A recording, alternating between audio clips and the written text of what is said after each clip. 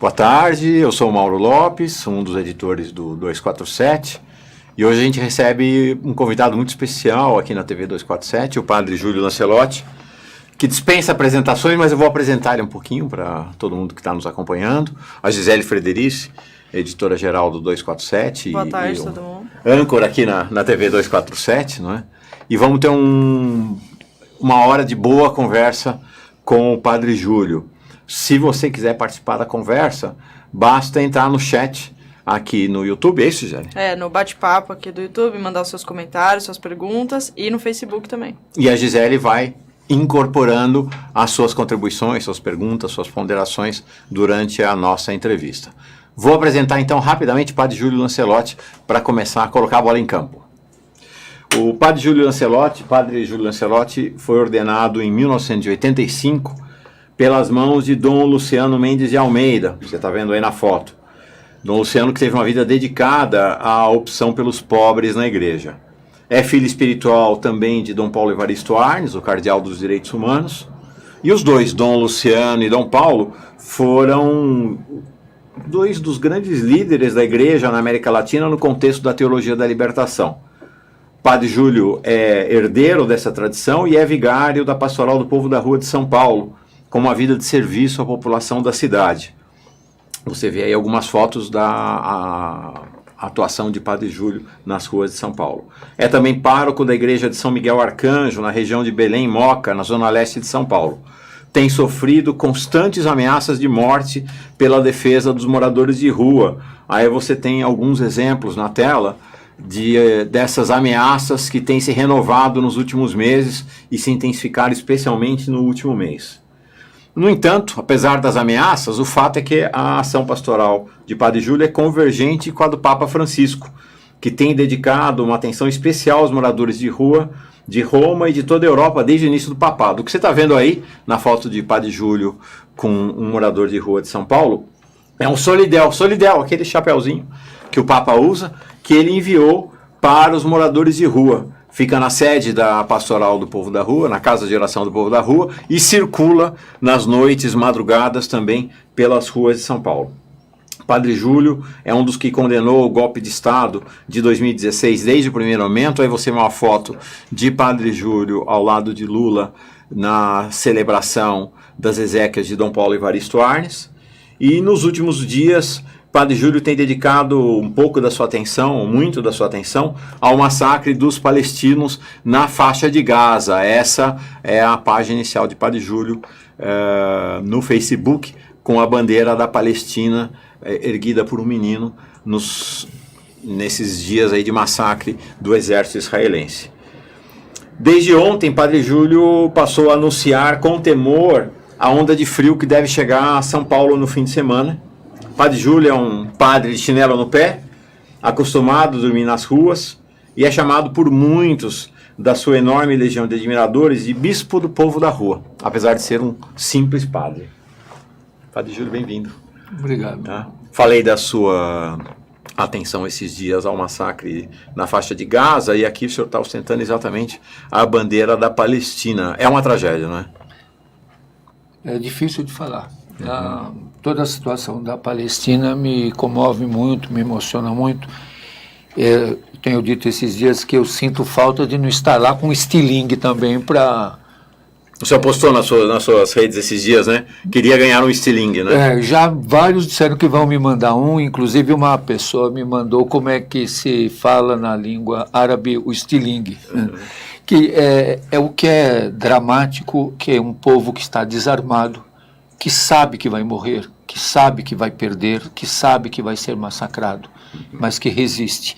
Eles, nesse momento, são a síntese da luta, da resistência, eles são o paradigma da luta dos fracos, dos pobres, dos indesejados, dos que têm a vida negada, né? Então, nesse momento, o mundo não pode se calar e ser omisso. A gente comentava antes do programa, o senhor falava da lista dos mortos, que a grande maioria são adolescentes, né? São jovens, bem jovens. Os que têm mais idade têm 30, 38 anos, 39. Então chama atenção. E alguns deles, a gente vê os depoimentos, pode ler os depoimentos, eles dizem, nós não temos mais nada, nós não temos nenhuma perspectiva a não ser lutar, a não ser resistir. E estão sendo massacrados de maneira covarde. E ouvirmos autoridades dos Estados Unidos, como o próprio presidente, o imperador, dizendo que o Israel tem o direito de se defender e se proteger. E os palestinos não têm o direito de resistir, nem de se defender, nem de se proteger, sendo de que há uma desproporção de um grupo que não tem exército, que não tem armas, não é confronto, é massacre. Padre, e os judeus, curiosamente, já tiveram nessa mesma situação, né, no passado, de povo não só oprimido, mas lutando sabendo que ia morrer, né, mas lutando até o fim. Agora, nós temos que também ter clareza de que não é a maioria do povo judeu e dos israelenses que apoiam esse sionismo do governo, dos que governam Israel. Há também muita resistência e desacordo em relação a isso dentro de Israel, só que isso também é sufocado e a mídia internacional e a grande mídia não coloca a resistência e os grupos de defesa de direitos humanos que estão em Israel e que denunciam esse massacre. Mas, Padre Júlio, de certa maneira, e aí trazendo nossa conversa aqui para o ambiente do Brasil e de São Paulo, os palestinos são como um grande povo da rua do mundo hoje, não é? Quer dizer, não tem direito nenhum, são massacrados diante de uma enorme indiferença, não é? Então, a gente poderia dizer que temos dito de que a população de rua são refugiados urbanos. Isso é uma nova categoria que nós gostaríamos muito até que acontecesse um reconhecimento de que a população que está na rua, e como eles dizem, nós estamos na calçada, que eles são refugiados urbanos, porque ninguém os quer, eles são indesejados em todos os lugares, eles têm que ir de um lugar para o outro, correndo risco, eles são atacados, há um consenso de que atacar os moradores de rua está correto, as pessoas têm que defender sua propriedade, eles são sempre vistos como suspeitos, então eles vivem uma situação de refúgio, realmente são refugiados urbanos. A rua é uma grande faixa de Gaza dentro das cidades como São Paulo. Sim, porque nós, para mim foi uma experiência muito marcante, durante 6 anos fui missionário na Pastoral do Povo da Rua com o Padre Júlio, e é algo que sempre me interroguei, mas que o senhor talvez tenha condição de obter essa resposta. Por que há tanto ódio à população de rua? Hoje acho que há tanto ódio, né? A população de rua é vista talvez como que os que anunciam e denunciam, os que incomodam, os que, vamos dizer, poderiam ser considerados os que enfeiam, os que nos chamam para a realidade, os que tiram de nós determinadas ilusões. O Padre Comblan, que você conheceu muito bem e conhece toda a obra do Padre Comblan, ele dizia que a população de rua é a pedra no sapato da nossa sabedoria, da nossa teologia, da nossa ciência. Ele dizia, nós podemos preparar uma liturgia toda muito bonita, na hora que entra um morador de rua, atrapalha tudo e coloca tudo em xeque e fica tudo desarranjado. Então, eu acredito que a população de rua desarranja o nosso sossego, tira da zona de conforto, nos questiona na nossa autoimagem e no autoconceito que nós temos de sermos tão bons, solidários, e aí nós acabamos usando o moralismo, a desqualificação, olhando com ódio para eles. Porque nós temos um estereótipo, o morador de rua tem que ser bonzinho, educado, gentil, sempre agradecido. Cabeça baixa, não reclamar. E se esconder de preferência. E a vida deles na rua fica pública. E eles não fazem nada mais, nada menos do que o que todo mundo faz. Só que na rua. Né? Só que na rua. Um dia disseram assim para mim, mas o povo da rua é muito agitado. Falei, você já foi em reunião de padre para escolher paróquia? Você já foi em reunião de condomínio para fazer sorteio de vaga no estacionamento? Você já foi em reunião de professor para fazer atribuição de aula? Perfeito. Então, mas quem todo mundo vê Sim. é o morador de rua. O senhor acha que é por isso que o problema da moradia em São Paulo, não só em São Paulo, mas em todas as cidades, é tão adiado, né, tão colocado de escanteio por conta dessa marginalização da população? Então, eu acho que é uma consequência da especulação imobiliária, da forma de organização do solo urbano e do sistema que nós vivemos. O sistema socioeconômico e político, o neoliberalismo, ele traz como consequência, e o Papa Francisco fala muito disso no Evangelii Gaudium, de que iníquo é o Estado, que produz os descartados. Então, a população de rua é uma população descartada, e descartada dentro de uma lógica. A lógica do nosso sistema é ter um grupo descartado. A população de rua é o descarte. E é o descarte que não desaparece de repente, então fica incomodando. E não tem lugar para eles. A mesa foi posta e não tem lugar para eles nessa refeição. Aí eles vão e puxam a toalha. Então o senhor acha que vai ser sempre assim, porque essa é a lógica? Enquanto tivermos esse sistema, e isso o Papa Francisco deixa muito claro no Evangelii Gaudium, enquanto o nosso sistema for esse, não vai mudar. Tem até uma frase, eu não lembro agora o autor, que diz: os ricos farão tudo pelos pobres, menos sairão das suas costas. Então, é constitutivo do nosso sistema o descarte e a acumulação, o contraste e a meritocracia, a desigualdade. Então, a população de rua é que passa para nós o atestado da desigualdade. Então, por mais que nós queiramos negar e dizer que não tem acesso, eles têm acesso a tudo, não tem. No sistema de meritocracia, não tem.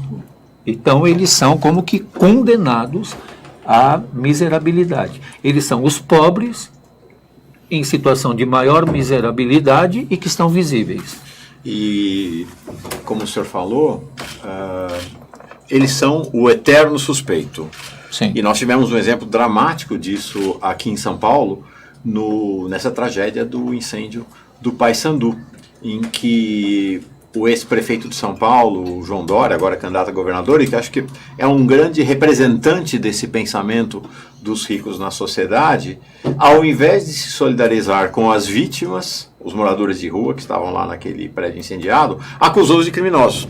Né? E estamos vendo, o senhor comentava aqui antes de começarmos o programa, que isto não é só um comentário, isto é uma política de Estado, há uma política deliberada da Prefeitura de São Paulo de tratar essas pessoas como suspeitas, criminosas, e nesse momento há uma ação, pelo que o senhor descreveu, de inclusive tirar as crianças das mães, é isso? Sim, hoje a mídia toda está colocando isso, de que como as famílias não saem do acampamento, tendo recebido o auxílio moradia, o Bolsa Aluguel, que o Bolsa Aluguel para o pobre é de R$400, R$450, mas para os políticos e para os juízes é de 4 mil. Então é uma diferença, é um pequeno zero, e é uma diferença muito pequena. Pobres juízes, precisam muito. Pois é, com todas as propriedades que eles têm.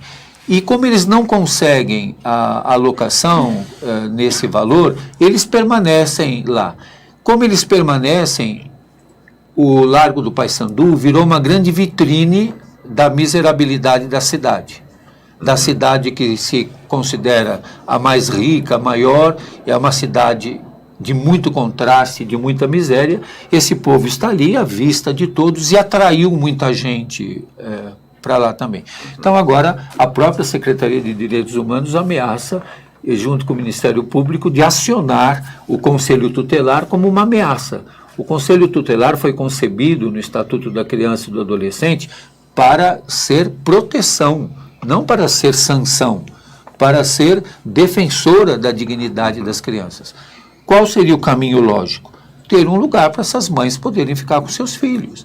alocação social, outros espaços que possam ser usados. Não, então vamos castigá-los, já que eles receberam o auxílio moradia e não saíram de lá, receberam uma migalha e não ficaram satisfeitos, então vamos ameaçá-los de tirar as crianças. Não, e isso vindo da Secretaria de Direitos Humanos. Direitos Humanos, exatamente. Então o Conselho Tutelar não tutela e a Secretaria de Direitos Humanos não vai cuida contra dos os direitos humanos. Não defende, acusa, Isso. sanciona, castiga.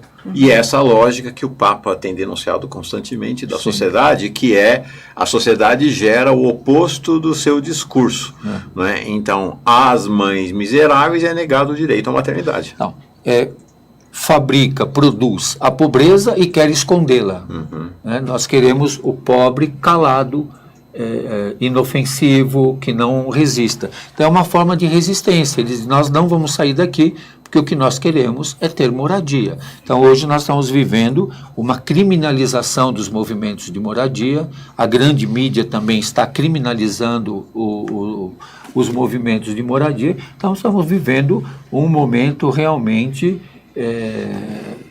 tenebroso, um momento em que é preciso cavar muito para encontrar esperança. Sim. O Padre Júlio falou agora há pouco. André, consegue colocar na tela a imagem das ameaças ao Padre Júlio?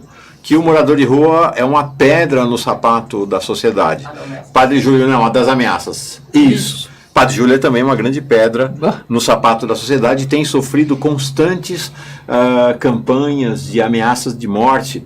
Vocês estão vendo aí alguns dos posts, as redes sociais têm pululado de ameaça ao padre. Está vendo lá um sujeito que diz morte ao Padre Júlio, o outro diz, gente, precisamos acabar com esse poder desse padreco, ele deve ter algum ponto fraco. Aí o outro comenta, tá bem, seja padre ou não, o difícil é descobrir. Morte a esse padreco, aí vem um palavrão, fora da moca, outro palavrão, filho do diabo.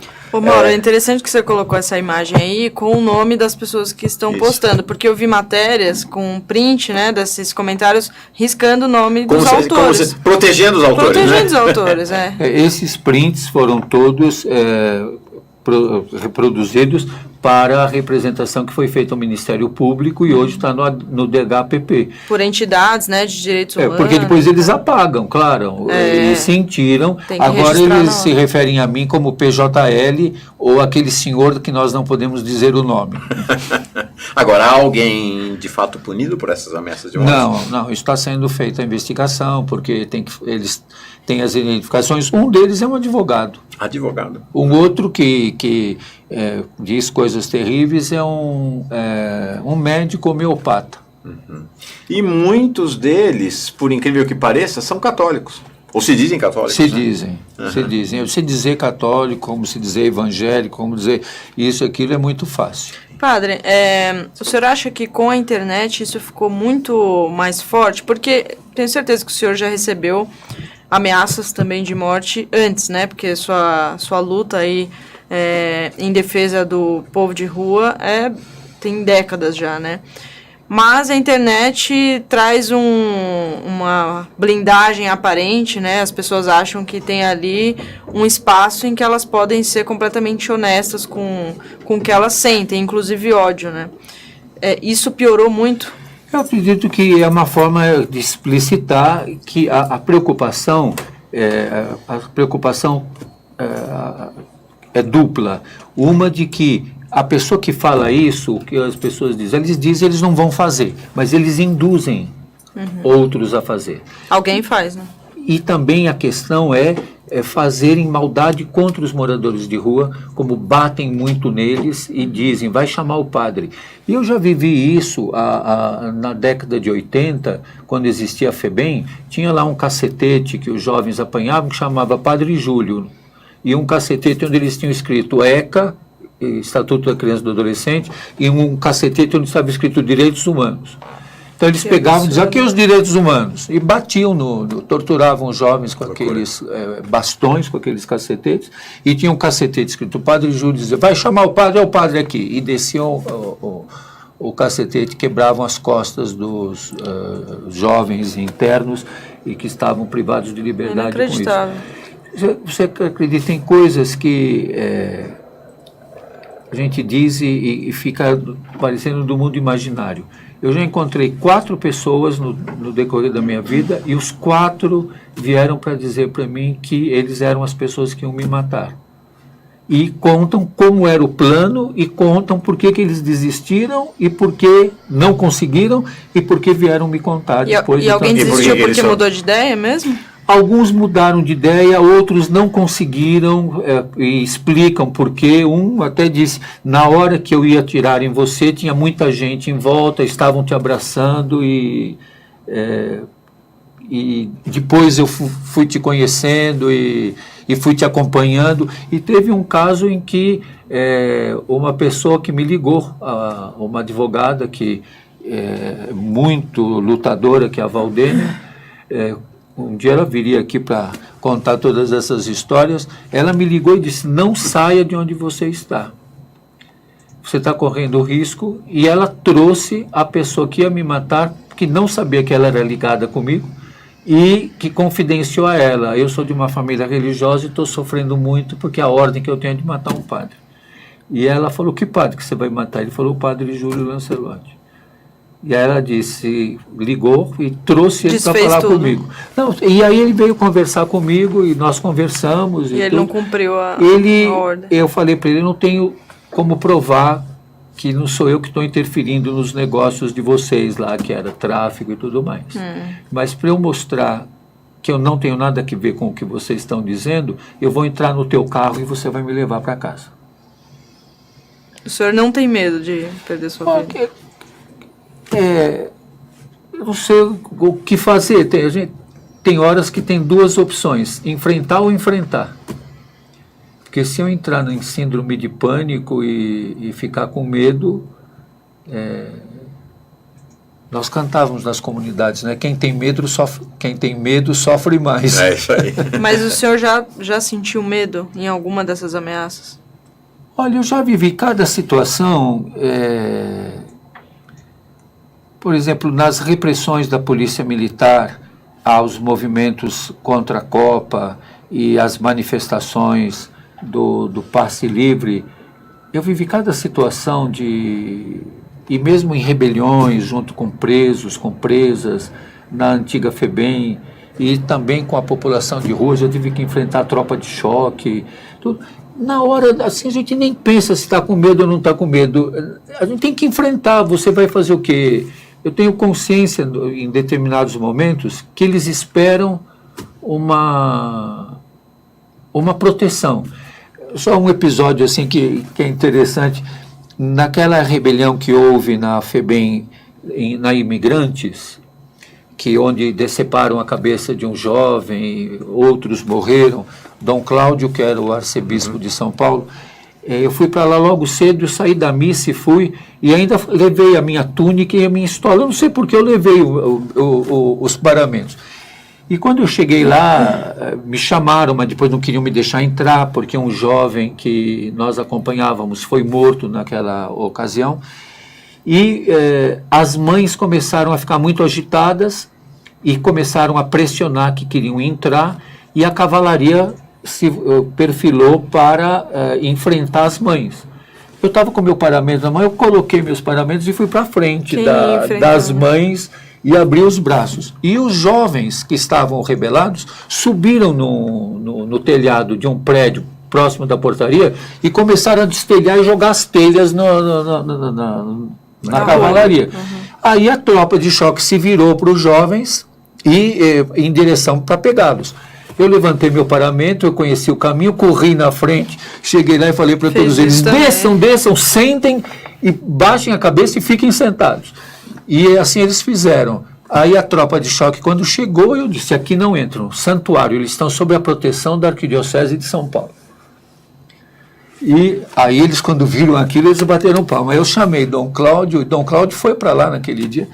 E quando Dom Cláudio chegou, eu abaixei, beijei a mão de Dom Cláudio, eles aplaudiram, falaram, esse deve ser Deus, porque esse aí não deixou a polícia pegar a gente, agora chegou um que ele se abaixa, esse deve ser Deus. Esse, né? Dom Cláudio Rumes era quem estava ao lado de Francisco, naquele momento Bergoglio ainda, quando ele foi eleito Papa em Roma, e foi quem sugeriu a Bergoglio que adotasse o nome de Francisco, né? É. E dizia, Não esqueçam os pobres. Não esqueça os pobres, não é? E foi interessante naquele dia, eu liguei para a casa de Dom Cláudio durante aquela rebelião e falei, irmã, eu queria falar com Dom Cláudio. Ela disse, o arcebispo está almoçando. Eu falei, então que horas eu ligo? Ela falou, depois das 3. Eu falei, impossível, irmã. Ela disse, o senhor quer que eu interrompa o almoço do arcebispo? Eu falei, sim, eu quero. Aí Dom Cláudio veio ao telefone, pois não, Padre Júlio. E eu falei para ele, Dom Cláudio, há mortos, feridos, estamos cercados, a situação é calamitosa. Ele disse, fique aí com a minha bênção. Aí eu fiquei firme lá. Ele deve ter ligado a televisão e viu o noticiário, a coisa era tão terrível que ele me ligou de volta. Você acha que eu devo ir para aí? Eu falei, Dom Cláudio, venha que será inédito na nossa história o arcebispo vir para a FEBEM na hora da rebelião. E ele foi. E ele viu os ataques que nós estamos sofrendo das forças policiais. Então, um dia eu vi a morte bem de perto. Eu estava numa torre do presídio de Franco da Rocha, numa rebelião também. A sorte minha e do Ariel, doutor Ariel de Castro Alves, é que nós estávamos com 3 promotores. E os promotores, tendo imunidade, eles chamaram o procurador-geral de Justiça, que mandou um caminhãozinho do Corpo de Bombeiros para salvar os 3 promotores, e os 3, que eram nossos amigos, pegaram o Ariel e eu também. Nós entramos naquele caminhãozinho cobertos com lona, porque havia um grupo pronto para nos matar. Sim. Bom, está rolando um clima de intensa emoção aqui no estúdio por conta das histórias que o Padre Júlio conta, e eu queria que ele contasse uma outra história para nós, né? Padre Júlio fundou anos atrás as 2 Casas Vida, Casa Vida 1 e Casa Vida 2, num momento em que a AIDS era vista pela sociedade como uma peste. Anos 80, né, Padre Júlio? Sim. E ele fundou a Casa Vida 1 e 2 porque ele ia à FEBEM recolher as crianças, muitos deles bebês, que os funcionários da FEBEM sequer encostavam. Sequer botavam a mão, com medo do contágio. Como é que foi essa história, Padre Júlio? Então, me comoveu muito quando eu fui visitar no hospital um colega nosso de trabalho, que na ocasião eu trabalhava nessa área social, que estava morrendo de AIDS no Emílio Ribas. E eu o vi de uma fragilidade tão grande, e nós queríamos dar uma resposta a partir do Estatuto da Criança e do Adolescente nova. E eu vi na FEBEM, na área das crianças abandonadas, não dos infratores, as crianças que nasciam com HIV positivo e que ficavam praticamente isoladas do mundo. Elas não saíam para brincar com as outras, as pessoas tinham medo de tocar nelas, tudo mais. Então nós propusemos de fazer uma casa para que acolher essas crianças. E quem nos grandemente incentivou foi Dom Paulo Evaristo Arnes. Ele falou para mim, você vai sofrer muito, mas faça. Você vai sofrer muito fazendo isso, mas faça.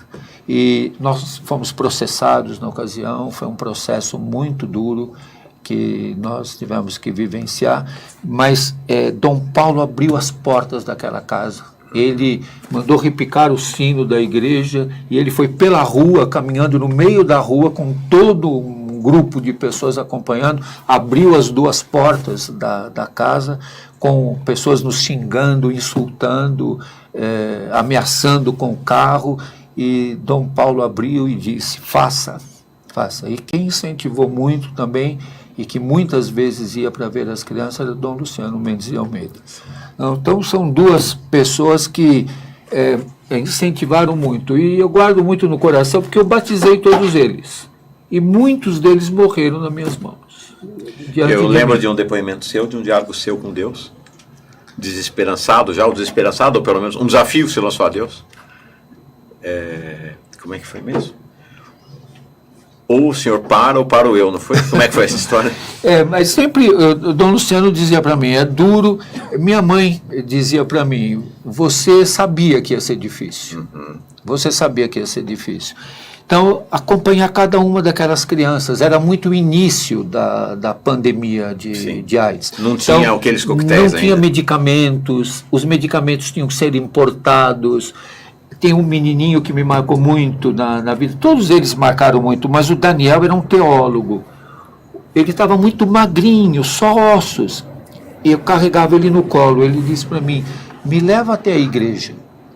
Aí eu levei ele no colo até a igreja e ele pediu para parar na frente da imagem do coração de Jesus. Aí ele olhou para a imagem, olhou para mim, olhou para a imagem, olhou para mim e falou, por que o coração dele é para fora? A imagem do coração de Jesus aparece o coração. Ele disse, por que o coração dele é para fora? Eu falei, é mesmo, né, Daniel? Por que será? Ele falou, por quê? Eu falei, porque ele ama muito. Quando a gente ama, o coração é para fora. Eu achei que tinha bastado, ele ainda falou, e dói. Então, é o que ele conhecia, a dor. Então ele perguntou, dói? Um dia ele foi comigo ao cinema, eu levei ele para assistir o Corcunda de Notre Dame, e ele ficou sentado no meu colo, que ele não conseguia ficar sentado na cadeira do cinema. E eu senti os ossos dele se movimentando de emoção, porque ele se identificou com o Corcunda. Porque as pessoas falavam, olhavam para o Daniel e diziam, ele está doente? E ele olhava para mim para ver o que eu ia responder. E ele se identificou muito.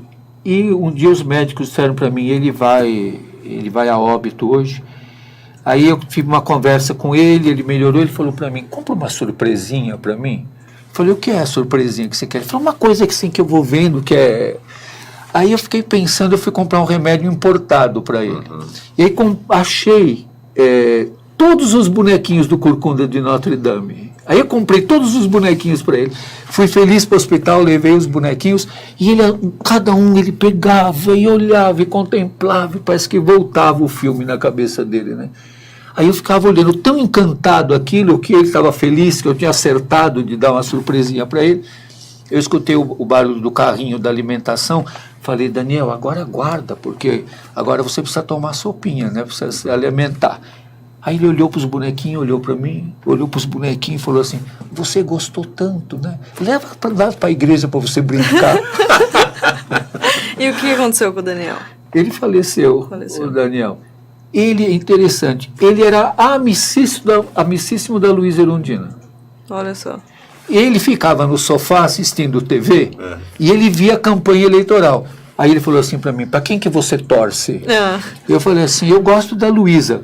Ah, eu também. Falei, por que você gosta da Luísa? Ele falou, porque ela gosta dos pobres. Foi a dedução que ele tirou. E ela foi visitá-lo no hospital e no dia da eleição, que ela perdeu a eleição para o Pita, ela foi para a missa de corpo presente do Daniel e eu achei que ela ia embora. Ela foi até o cemitério, acompanhando. E toda a imprensa atrás dela, porque era o dia da eleição e ela estava concorrendo, né? Mas ela teve uma amizade muito forte com o Daniel pelo carinho que ele descobriu. O senhor acha que a Erundina foi a prefeita mais próxima dos pobres? Ah, sem dúvida. Eu acredito que até hoje... É uma opinião de, se você perguntar aos professores, aos trabalhadores da área da saúde, foi sem dúvida a melhor prefeita de São Paulo. Foi a mais injustiçada, a mais criticada, a mais tratada com preconceito e discriminação, mas sem dúvida foi a mulher mais sensível aos pobres. Foi ela que reconheceu os catadores como profissão, foi ela que municipalizou o atendimento à população em situação de rua. Quando, no primeiro inverno do governo da Luísa, tinha muita gente na rua, estava muito frio, e ela determinou que se abrissem os espaços esportivos da cidade para acolher os moradores de rua. E eu recebi muitas ameaças naquela ocasião. Um carro subiu na calçada para me atropelar numa das noites. De diretores de clubes, alguma coisa do assim? Pessoal ligado àquele clube da Moca. E a Luísa veio à noite, e aí nós entramos lá no lugar, estavam os colchões, todos eles deitados, era uma coisa até avançada para a época, porque nós fizemos um alojamento para os grupos LGBT, os casais homoafetivos podiam ficar juntos também. Bem avançado mesmo. E estavam distribuindo a sopa, e à noite, naquele silêncio, todos deitados,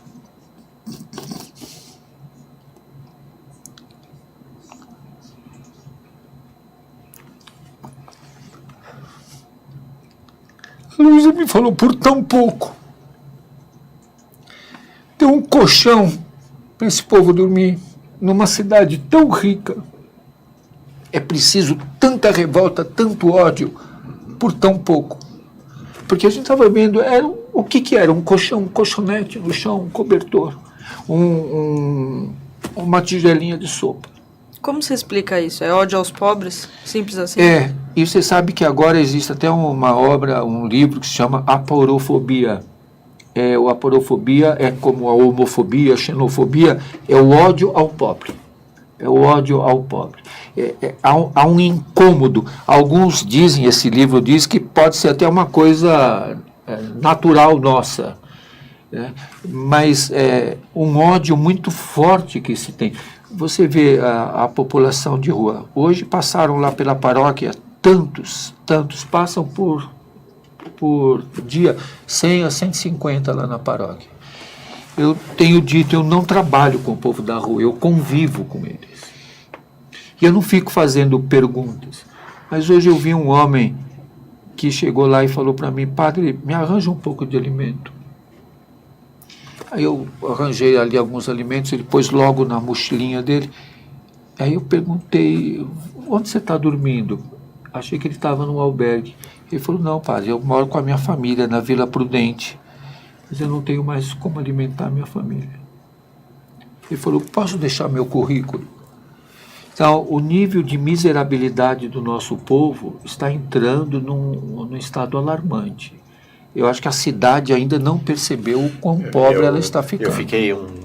Estou morando fora de São Paulo, fiquei aí uns meses fora da cidade, e quando eu voltei, padre, fiquei muito espantado com a quantidade de pessoas que tem na rua, impressionante. Há um aumento muito grande, e um dado, por exemplo, que assusta, numa cidade como São Paulo, em áreas centrais da cidade, o povo está cozinhando a lenha, está cozinhando com etanol. O empobrecimento do povo é acelerado. Outro dia, uma grande emissora de TV estava dizendo que era romântico que voltou a cozinhar a lenha. Mas não é aquela lenha própria. Estava justificando um golpe, né?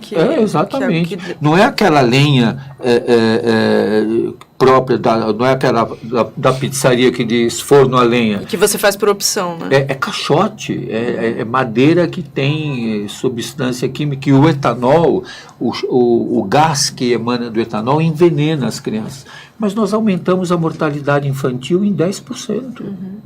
O número de pessoas por cômodo, por quarto, aumentou. Então, os efeitos dos ajustes econômicos, das reformas do pós-golpe, elas estão golpeando o povo. O golpe não é só político, ele é humano, ele está golpeando o povo com o desemprego. Uma coisa que eu queria comentar com vocês que me espanta muito, inclusive eu recebi um telefonema hoje, fiquei meio surpreso, é uma das pessoas ligadas a essa terceirização, essa quarteirização que está sendo feita, porque, não sei se vocês sabem, mas quem monta o Lollapalooza, que carrega todos aqueles caminhões, é o povo da rua. Quem carrega toda aquela estrutura, por R$45, por 12 horas de trabalho, por R$50. Eu li uma denúncia de trabalho escravo depois que acabou o evento. Pois é. Mas, e hoje eu recebi o telefonema, até ele disse para mim, eu sou do grupo do Lollapalooza, amanhã eu quero falar com você. Falei, tudo bem, você venha para conversarmos. Porque o povo da rua tem isso como uma opção de trabalho, ou uma possibilidade. Embora muitos saibam que é uma escravidão. Que não tem proteção para acidente de trabalho, não tem nenhuma proteção trabalhista. Às vezes eles não têm nem equipamentos de segurança. Então, a cidade não sabe que a virada cultural que vai ter agora nesse final de semana, todos aqueles palcos são montados, não na parte de engenharia, na parte elétrica, do bombeiro, que tem a parte técnica, mas quem descarrega tudo aquilo do caminhão para lá e para cá, são os moradores de rua. Que todo mundo chama de vagabundo. Sim. Aí nessa hora eles servem. Pois é, porque ninguém vê, todo mundo vê o palco montado, e alguns até quando eu coloquei isso nas redes sociais, disseram, você é ingênuo, imagine que o povo da rua vai montar um palco que vem um artista internacional. Mas quem descarrega o caminhão carregando todo aquele peso são os moradores de rua. Mas que bom seria se fosse pago um preço justo Exato, a todos eles, né? Exato, de Porque que eles tivessem eles querem trabalhar. equipamento de segurança, Sim. que eles tivessem capacetes, são luvas, empregos. proteção nos pés. Alguns já sofreram acidentes e ficam sem nenhuma proteção. Que tivesse pago um preço justo. E esses benefícios, né? Mas o que acaba acontecendo é a empresa se beneficiar do salário Inclusive da super reforma baixo. trabalhista. Né? Isso, do salário super Júlio, baixo. mudando de assunto, mas ficando no mesmo assunto, poucas pessoas sabem, mas durante os 2 mandatos do presidente Lula, ele manteve uma rotina todo ano, né? Não falhou nenhum ano, que era todo Natal ele vinha para São Paulo para um encontro com os catadores, com os moradores de rua, não é isso? Todos os anos. Todos os anos foi isso. Durante 8 anos, e depois, no primeiro ano da presidente Dilma, ele também acompanhou, e nós tivemos algumas conquistas. A elaboração, eu não gosto muito do nome de política pública, mas a elaboração de uma política nacional para a população de rua, que foi construída e discutida e elaborada com a participação dos movimentos, da própria população de rua. Então, a criação de um Centro de Defesa de Direitos Nacional para a população de rua. Então, foram conquistas que nós fomos tendo. Mas eu queria contar uma coisa muito interessante que fica só na memória de quem viveu, né? No primeiro ano do presidente Lula, com uma pessoa da Itália, que era muito amigo dele, que nós tínhamos também um contato, ele disse, vamos a Brasília cumprimentar o presidente, né? E nós fomos e dissemos, nós queríamos cumprimentar o presidente. Disse, não, vocês nem vão chegar perto. Vocês vão ficar aqui numa fila, que o presidente vai passar por aqui, quando muito vocês vão cumprimentá-lo e saudá-lo. E era num festejo, acho que era no Senai, no Senac, não sei, era uma coisa que estava tendo. Aí nós fomos lá, ficamos lá atrás de uma grade. Aí quando ele passou, Júlio, Antônio, e de repente os seguranças nos puseram para dentro e ele nos pôs lá dentro. Aí quando ele viu lá o coquetel, ele falou, Marisa, não gosto nada disso, vamos para casa. Canapés, né? Aí, indo para... Ele disse para o Antônio, para mim, vocês vão almoçar comigo no Palácio da Alvorada. Eu disse, nossa bagagem está no hotel. De repente, nós chegamos no Palácio da Alvorada, nossa bagagem já estava lá no Palácio da Alvorada. Ele falou, vem almoçar aqui conosco. Aí nós sentamos à mesa para almoçar e foi aí que nós combinamos dele vir no Natal. E foi aí que começou essa ideia, essa coisa do Natal? Tinha alguém cortando grama lá fora e ele tinha lá os ajudantes e ele disse, que barulho é esse? É que estão cortando a grama. Ele falou, chama o cortador de grama aqui. Aí o cortador de grama chegou lá e disse, senta aqui para almoçar com nós. Aí o cortador de grama, pelo amor de Deus, presidente, não. Aí a Marisa que falou para ele, deixa ele almoçar onde ele quer. Se ele não se sente bem de sentar aqui, onde você quer almoçar? Ele falou, lá onde eu almoço sempre, na cozinha. E aí a Marisa falou, deixa ele almoçar lá onde ele quer, senão ele vai sentar aqui e não vai nem comer direito. De nervoso. De nervoso. Aí o presidente Lula disse, tá bom, então vai almoçar lá. Mas foi tão interessante que ele não mandou desligar a máquina. Sim. Não mandou o cara parar para não atrapalhar, porque dava aquele bem, né? Ele disse, fala para ele vir aqui almoçar comigo. Como é que você vê o papel do Lula na história do Brasil? Olha, nada é linear. É complexo. Muitas vezes nós dissemos, numa última reunião com religiosos, pastores, padres, que o leque de alianças era aberto demais. Que as concessões, algumas estavam contemplando pessoas que na base nos solapavam e nos destruíam. E nós sabemos que realmente um leque de alianças tão amplo desse ia dar problema. E deu. Sim. Eu tenho escrito recorrentemente aí nas últimas semanas que as pessoas não se dão conta disto, mas o Lula é o maior líder católico da história do país. Lula é católico, não é? Sim. E toma Eucaristia? Sim, e eu acredito que isso é uma questão de foro íntimo de consciência dele. Não é ninguém que vai dizer se ele é católico ou não é católico. Sim. Porque é uma questão que religião, a pessoa se autodeclara. Sim. Até no censo, a pessoa pergunta, você tem religião ou não tem religião? Quer dizer, a pessoa que tem que dizer qual é a fé que ela professa.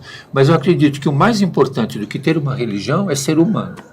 É ser uma pessoa capaz. Eu vivi um outro episódio com o Lula muito interessante. Numa reunião no BNDES... Peraí, gente, vocês estão vendo que dá para fazer uns 10 programas só com as histórias que o Padre Júlio tem para contar. Vocês estão vendo que ele precisa voltar semana que vem. E botando ele com o Lula aqui, imagina, vai ser uma contação de causa. Eu tenho uma pergunta aqui sobre o Lula também. Mas vamos lá, conta na reunião do BNDES com os catadores. Que os catadores estavam acertando um financiamento do BNDES para as cooperativas de catadores.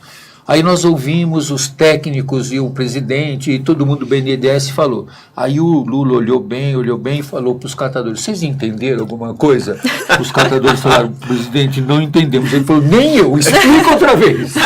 Em outra língua agora, né? Agora você faz favor de explicar de um jeito que eles entendam, porque a hora que eles entenderem, eu vou entender também. Ótimo. Se eles não entenderam, eu também, não entendi nada. A pergunta é da Maria Marlene, ela pergunta se o senhor tem rezado pelo Lula.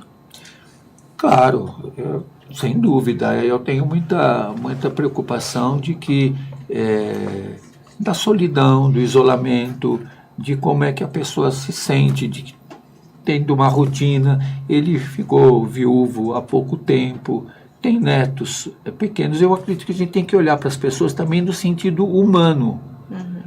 Não olhar as pessoas só no papel, né? Num papel. Tem o lado humano. Espero um dia poder rezar com ele outra vez.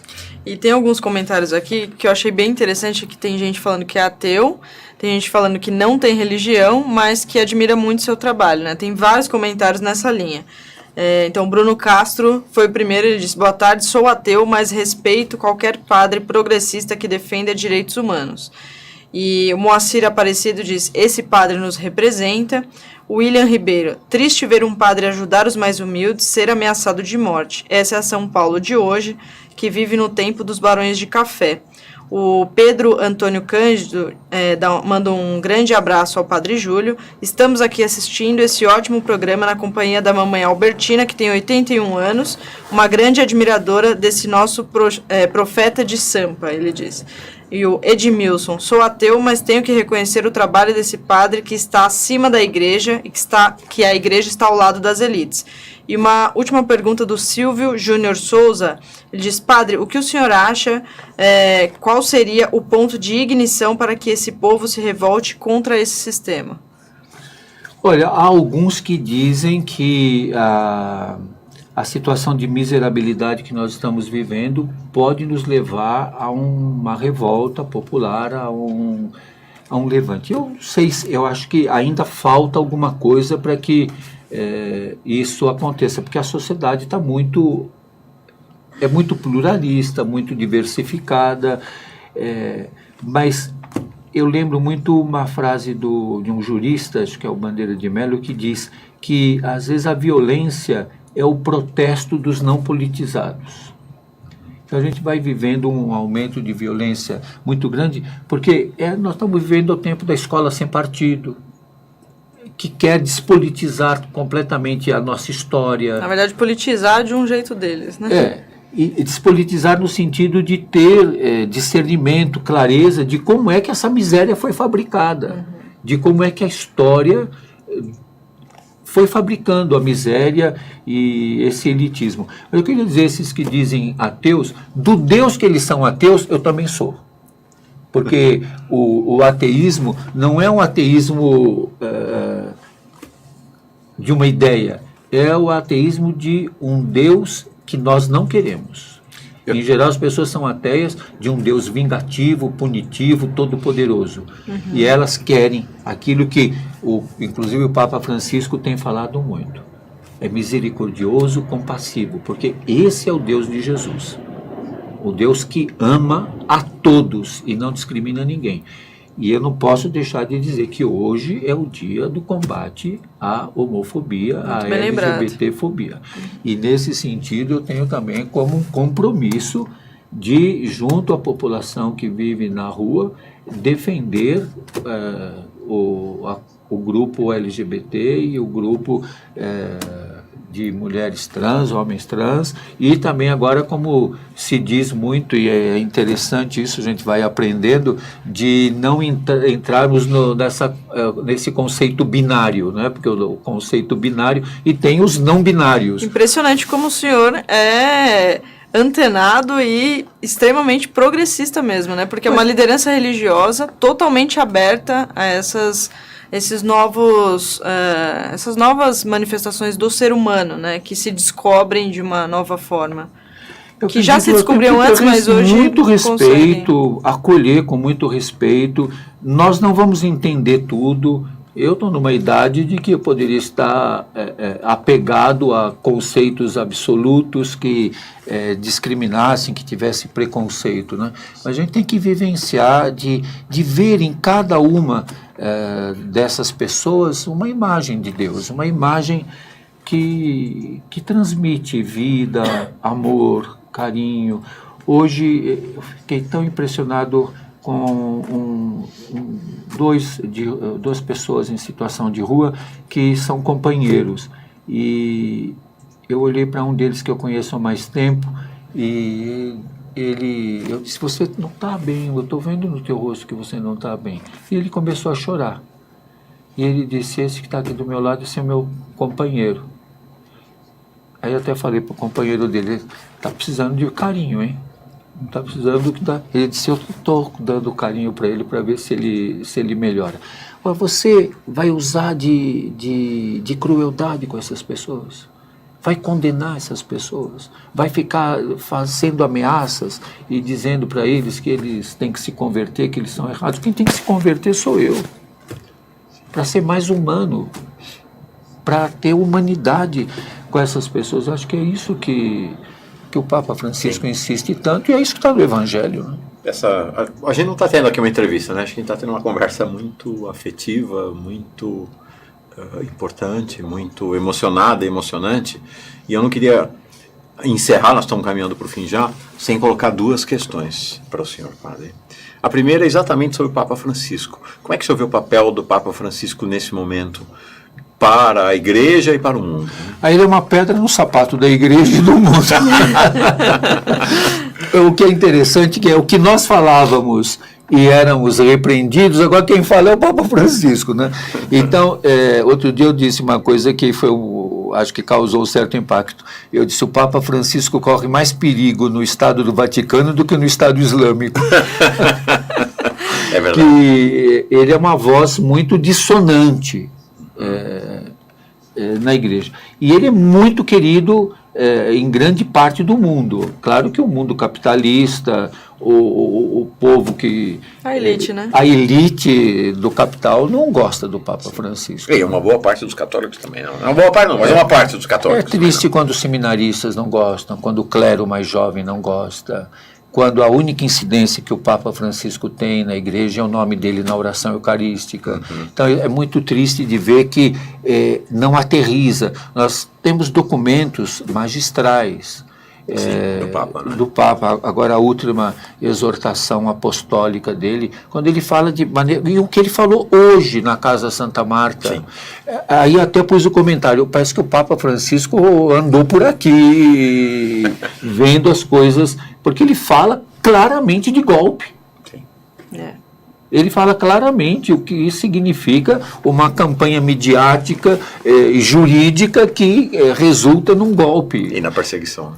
Na perseguição, na destruição das pessoas. Então, ele é muito antenado com o drama da existência humana e com a alegria, a força da transformação e da mudança. Fantástico. Segundo tema, para a gente encerrar. O senhor tem postado desde ontem na sua página no Facebook, no Twitter, nas suas redes sociais, a advertência quanto à onda de frio que está chegando em São Paulo no sábado agora. Por quê? Então, há muitas pessoas sem lugar nos alojamentos, nos centros de acolhida, mantidos em convênios de entidades sociais com a prefeitura. Então, nós precisamos estar alerta. Hoje, a quantidade de moradores de rua que estavam pedindo agasalhos. É interessante, Mauro, eles falam algumas coisas para mim que me balançam muito. Hoje, alguns que são muito caídos, fiz questão de ajudá-los por a blusa, o agasalho. Eles falam para mim, posso te dar um abraço? Então, eu queria pedir, aproveitar esse espaço também, nós precisamos de agasalhos, precisamos de cobertores, tudo que nós pudermos ter, principalmente roupas masculinas. As pessoas podem deixar, se quiserem, na Catedral da Sé, em nome da Pastoral de Rua, na Casa de Oração do Povo da Rua, que é na Rua de Djalma Dutra 3, na Luz, ou na paróquia onde eu estou, que é a Paróquia São Miguel Arcanjo, na Rua Taquari, 1100, na Moca. Tá bom. Gi, Perfeito. encerramos. Você quer se despedir? Não? Tá bom? Isso mesmo. Eu achei fantástica a entrevista. Achei histórica, na verdade. Sim. Perfeito. Gostei muito de estar com você de novo, Júlio. Obrigado. Uma alegria, né, renovada, a gente estar junto. E acho que todo mundo que assistiu gostou também, ficou emocionado junto com a gente e aprendeu um pouco sobre moradores de rua, sobre a vida, sobre a humanidade e o coração com o Padre Júlio. Tinham 2.600 pessoas assistindo.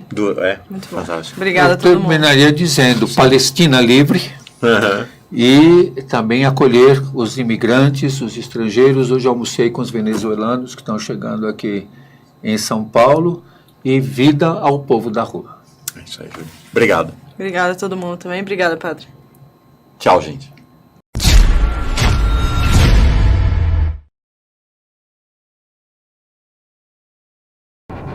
Eu sou Paulo Sérgio Pinheiro. Nesse momento grave que a democracia brasileira está enfrentando, é decisivo que nós tenhamos acesso a uma informação livre. O portal Brasil 247 é uma dessas linhas de informação confiável. Então é essencial que toda a sociedade civil possa ajudar e contribuir para que o portal Brasil 247 possa continuar a levar avante a sua missão.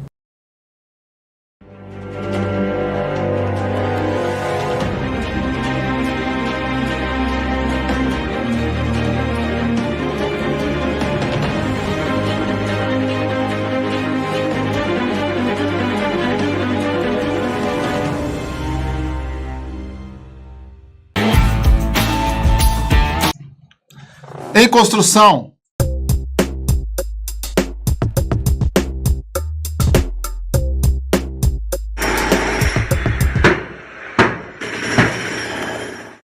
Salve, rapa, manos, minas e monas que estão aí e resolveram vir para esse universo mágico fantástico da poesia, da literatura, do tumulto, da ideologia, do faz de conta. Sejam bem-vindos. Você está na TV 247, no Ferrez em Construção, e hoje nós trouxemos nada mais, nada menos que a diva do slam, entre outros nomes, certo? Roberta Estrela d'Alva. Salve! Satisfação de te ter aqui no programa. Muito bom, Nós. Roberta. Obrigado. É isso aí. Certo? Pra quem não sabe, a Roberta está pilotando agora, ó. Já há um tempo, já Humanos em Minas. Pegou ali para pilotar a casa, pôr responsa na casa, colocar mulher, colocar slammer para tudo que é lado, poesia. Então a gente tinha que fazer essa conspiração literária e trazer você, né, Roberta? Estamos aí. Espero que você goste, que se divirta. Agora é o seguinte, atriz, MC, diretora musical, ativista, pesquisadora. Eu tinha que fazer uma cola aqui. Apresentadora e slammer brasileira. Faltou alguma coisa aí nesse meio todo? E, rapaz, como que você consegue fazer tanta coisa? Ou é porque tá no Brasil mesmo que tem que fazer tudo isso? E tô fazendo doutorado ainda. Doutorado, né? Doutorado. Eu acho que eu sou, de tudo isso daí, acho que eu sou pesquisadora. Mais do que tudo, porque quando eu tô atuando, eu tô curiosa, quando eu tô lá no doutorado, obviamente tô pesquisando, mas quando eu tô dirigindo, eu acho que é uma curiosidade, assim, que move, por isso que vão tantas facetas, e eu sempre fui, desde criança, uma criança meio, como fala, hiperexpressiva, assim, sabe, que dá trabalho pra mãe, se a mãe não enfiar na arte, ela parece que é um estorvo ali, né, a criança não para de falar, não para de ter ideia, não para de fazer coisa, então acho que o teatro é uma salvação para pessoas que são, assim, hiperexpressivas como eu. Mas eu falei que eu sou pesquisadora, mas eu minha formação é atriz. Então, quando eu tô lá no Manos e Minas, eu estou fazendo papel de apresentadora. Quando eu tô dando aula, eu tô fazendo papel de professora. Quando eu tô aqui, eu estou fazendo papel de entrevistada. Eu acho que eu fiquei de 13 anos de idade até hoje, dentro de uma sala de ensaio, minha juventude inteira, eu não tava aí fazendo coisa, batalhando pra fazer novela, outras coisas. Eu tava na sala de ensaio, então o teatro me deu muita força, assim, estrutura para eu fazer qualquer coisa hoje, sabe? Sim. Não só ser atriz, mas a disciplina que você tem no teatro, né? O teatro tem uma peça 9 horas, você chega 7, 6, deita no chão, corpo, voz. Ator é um bicho que estuda muito, assim, né? A gente passou por oficina com você lá. Porque não sabe, o Ferrez, o Renan...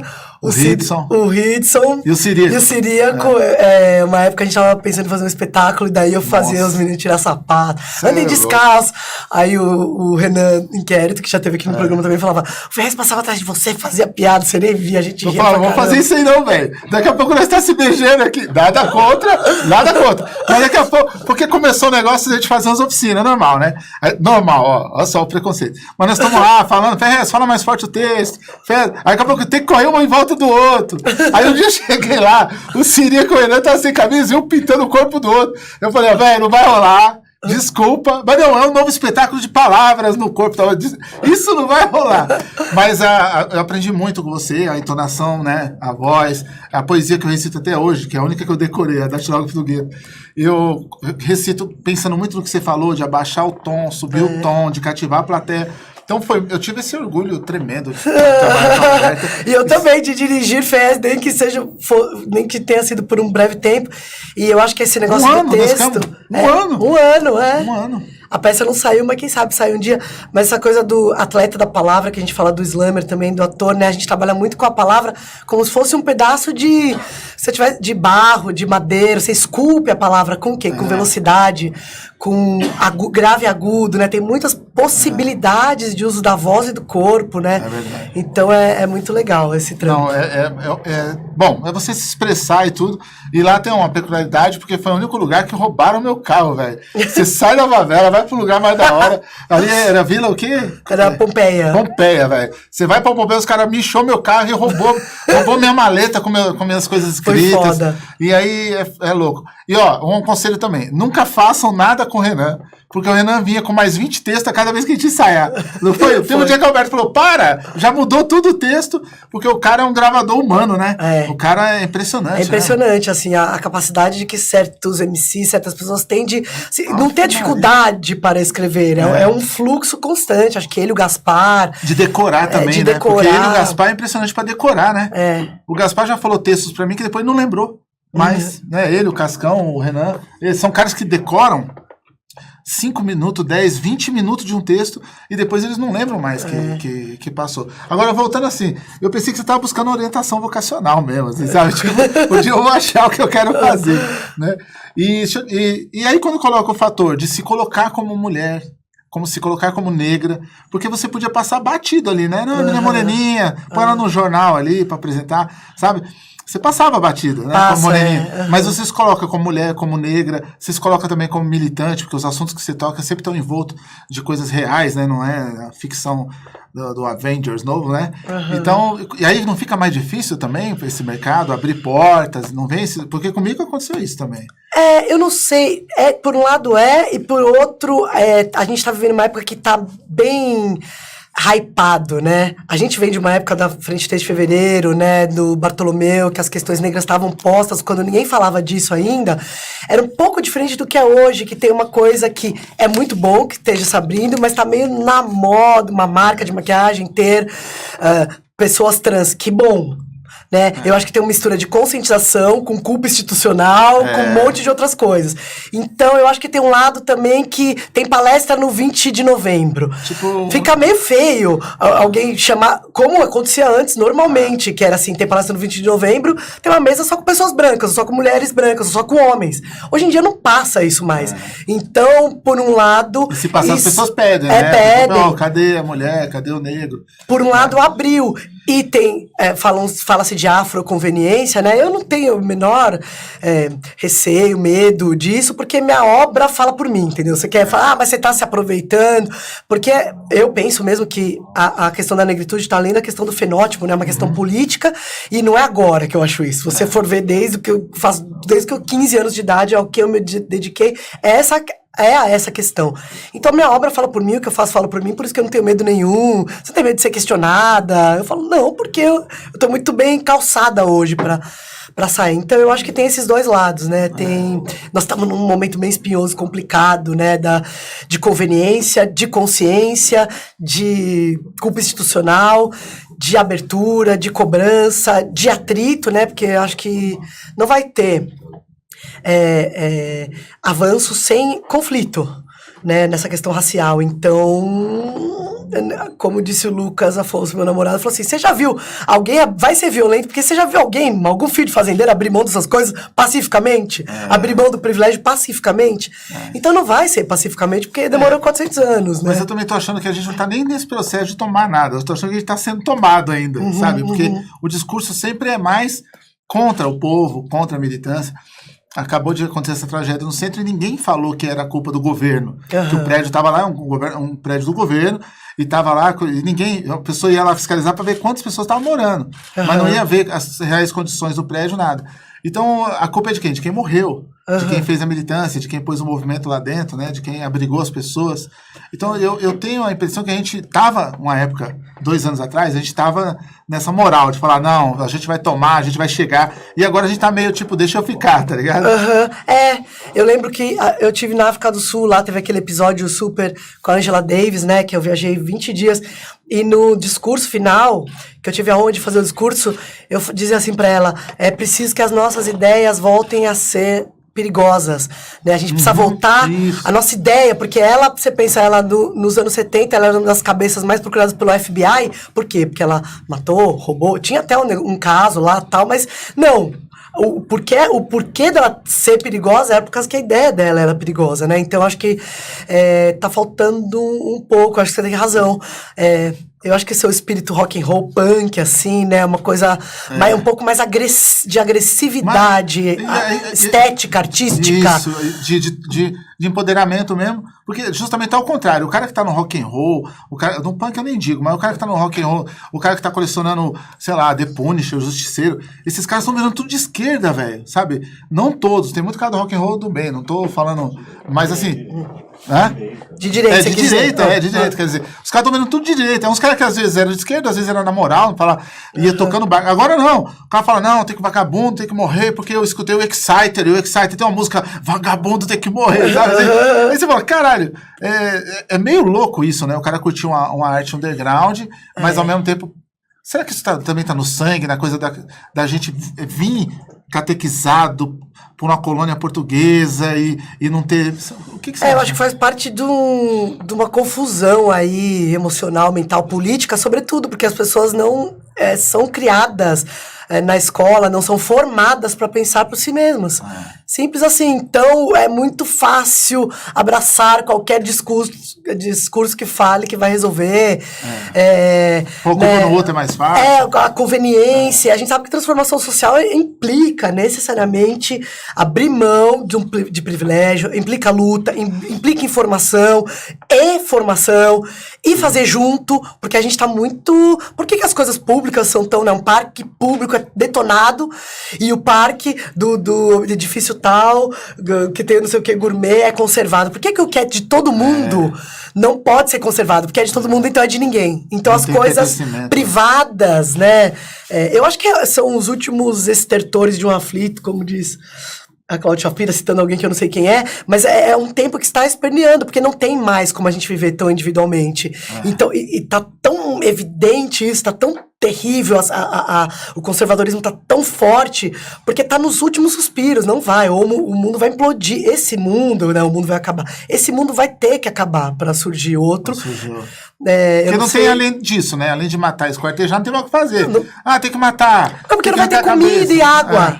Chegar nesse ponto, a gente vai chegar num ponto, já estamos chegando, né, que não tem, e daí você vê também no meio disso, né, da desgraça total dessa força conservadora, branca, homofóbica levantando, você vê um monte de iniciativas. Elas não são só noticiadas, mas que elas existem. Tem um monte de gente plantando em pequenos grupos, né? Tem um monte de gente experimentando outros jeitos de educar criança. São iniciativas tímidas, mas elas existem, né?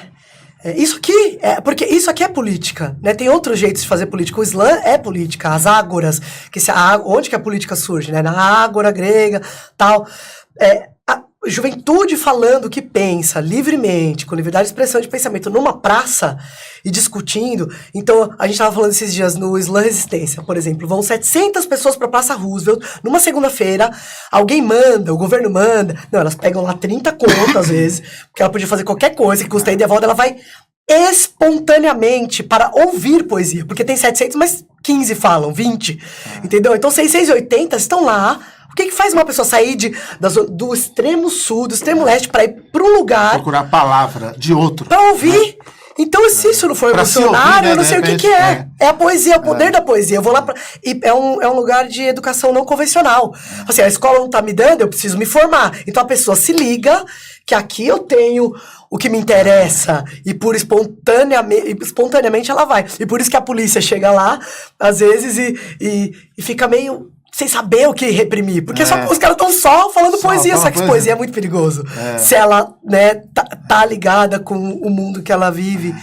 Então, é isso. Por isso que a gente fala assim, cuidado com maconha, com bebida, porque os caras estão procurando uma desculpa pra prender. Porque enquanto tem poesia, aquela pessoa vibrando, mas você vê, não é possível que esses caras estão vibrando com palavra. Os caras ficam loucos, entendeu? E você não consegue amarrar a ideia, você não consegue prender a poesia, né? Por isso que ela é tão perigosa. E por isso que não passa na TV. Né? Por isso que não é televisionado. No Manos e Minas passa. Também que tá no Manos e Minas. E agora, mas também não tem uma questão, a gente tá na TV 247, tá, o Ferrez em Construção, o programa, mandem suas perguntas, a Roberta tá esperando suas perguntas, a gente só vai ler as perguntas seguidas, então mandaram 2, 3 perguntas, a gente quer ler logo umas 10, logo, beleza? Mandem suas perguntas. E, Roberta, você também não acha que tem uma questão das pessoas acreditarem no que as pessoas falam e não do que elas fazem?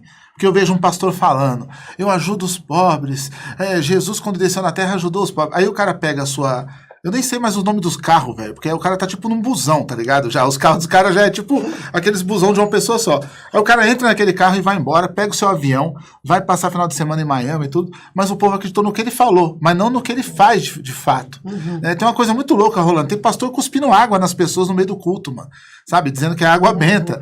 Então, também não tá, assim... Que nem aí pegando o gancho naquele depoimento do Kanye West, né? Da semana retrasada, que tumultuou tudo. Aí também não é uma coisa mesmo que você aceita e fala, porra, mano, então deixa rolar. Não é demais. É só o cara ver e falar, não, aí é demais.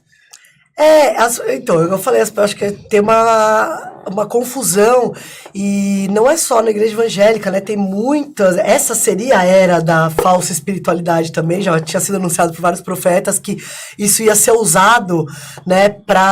Porque tudo que está dentro do sistema capitalista acaba seguindo as lógicas do sistema capitalista. Então, quando a gente vai discutir, né, raça, né, empoderamento, é poder para quê?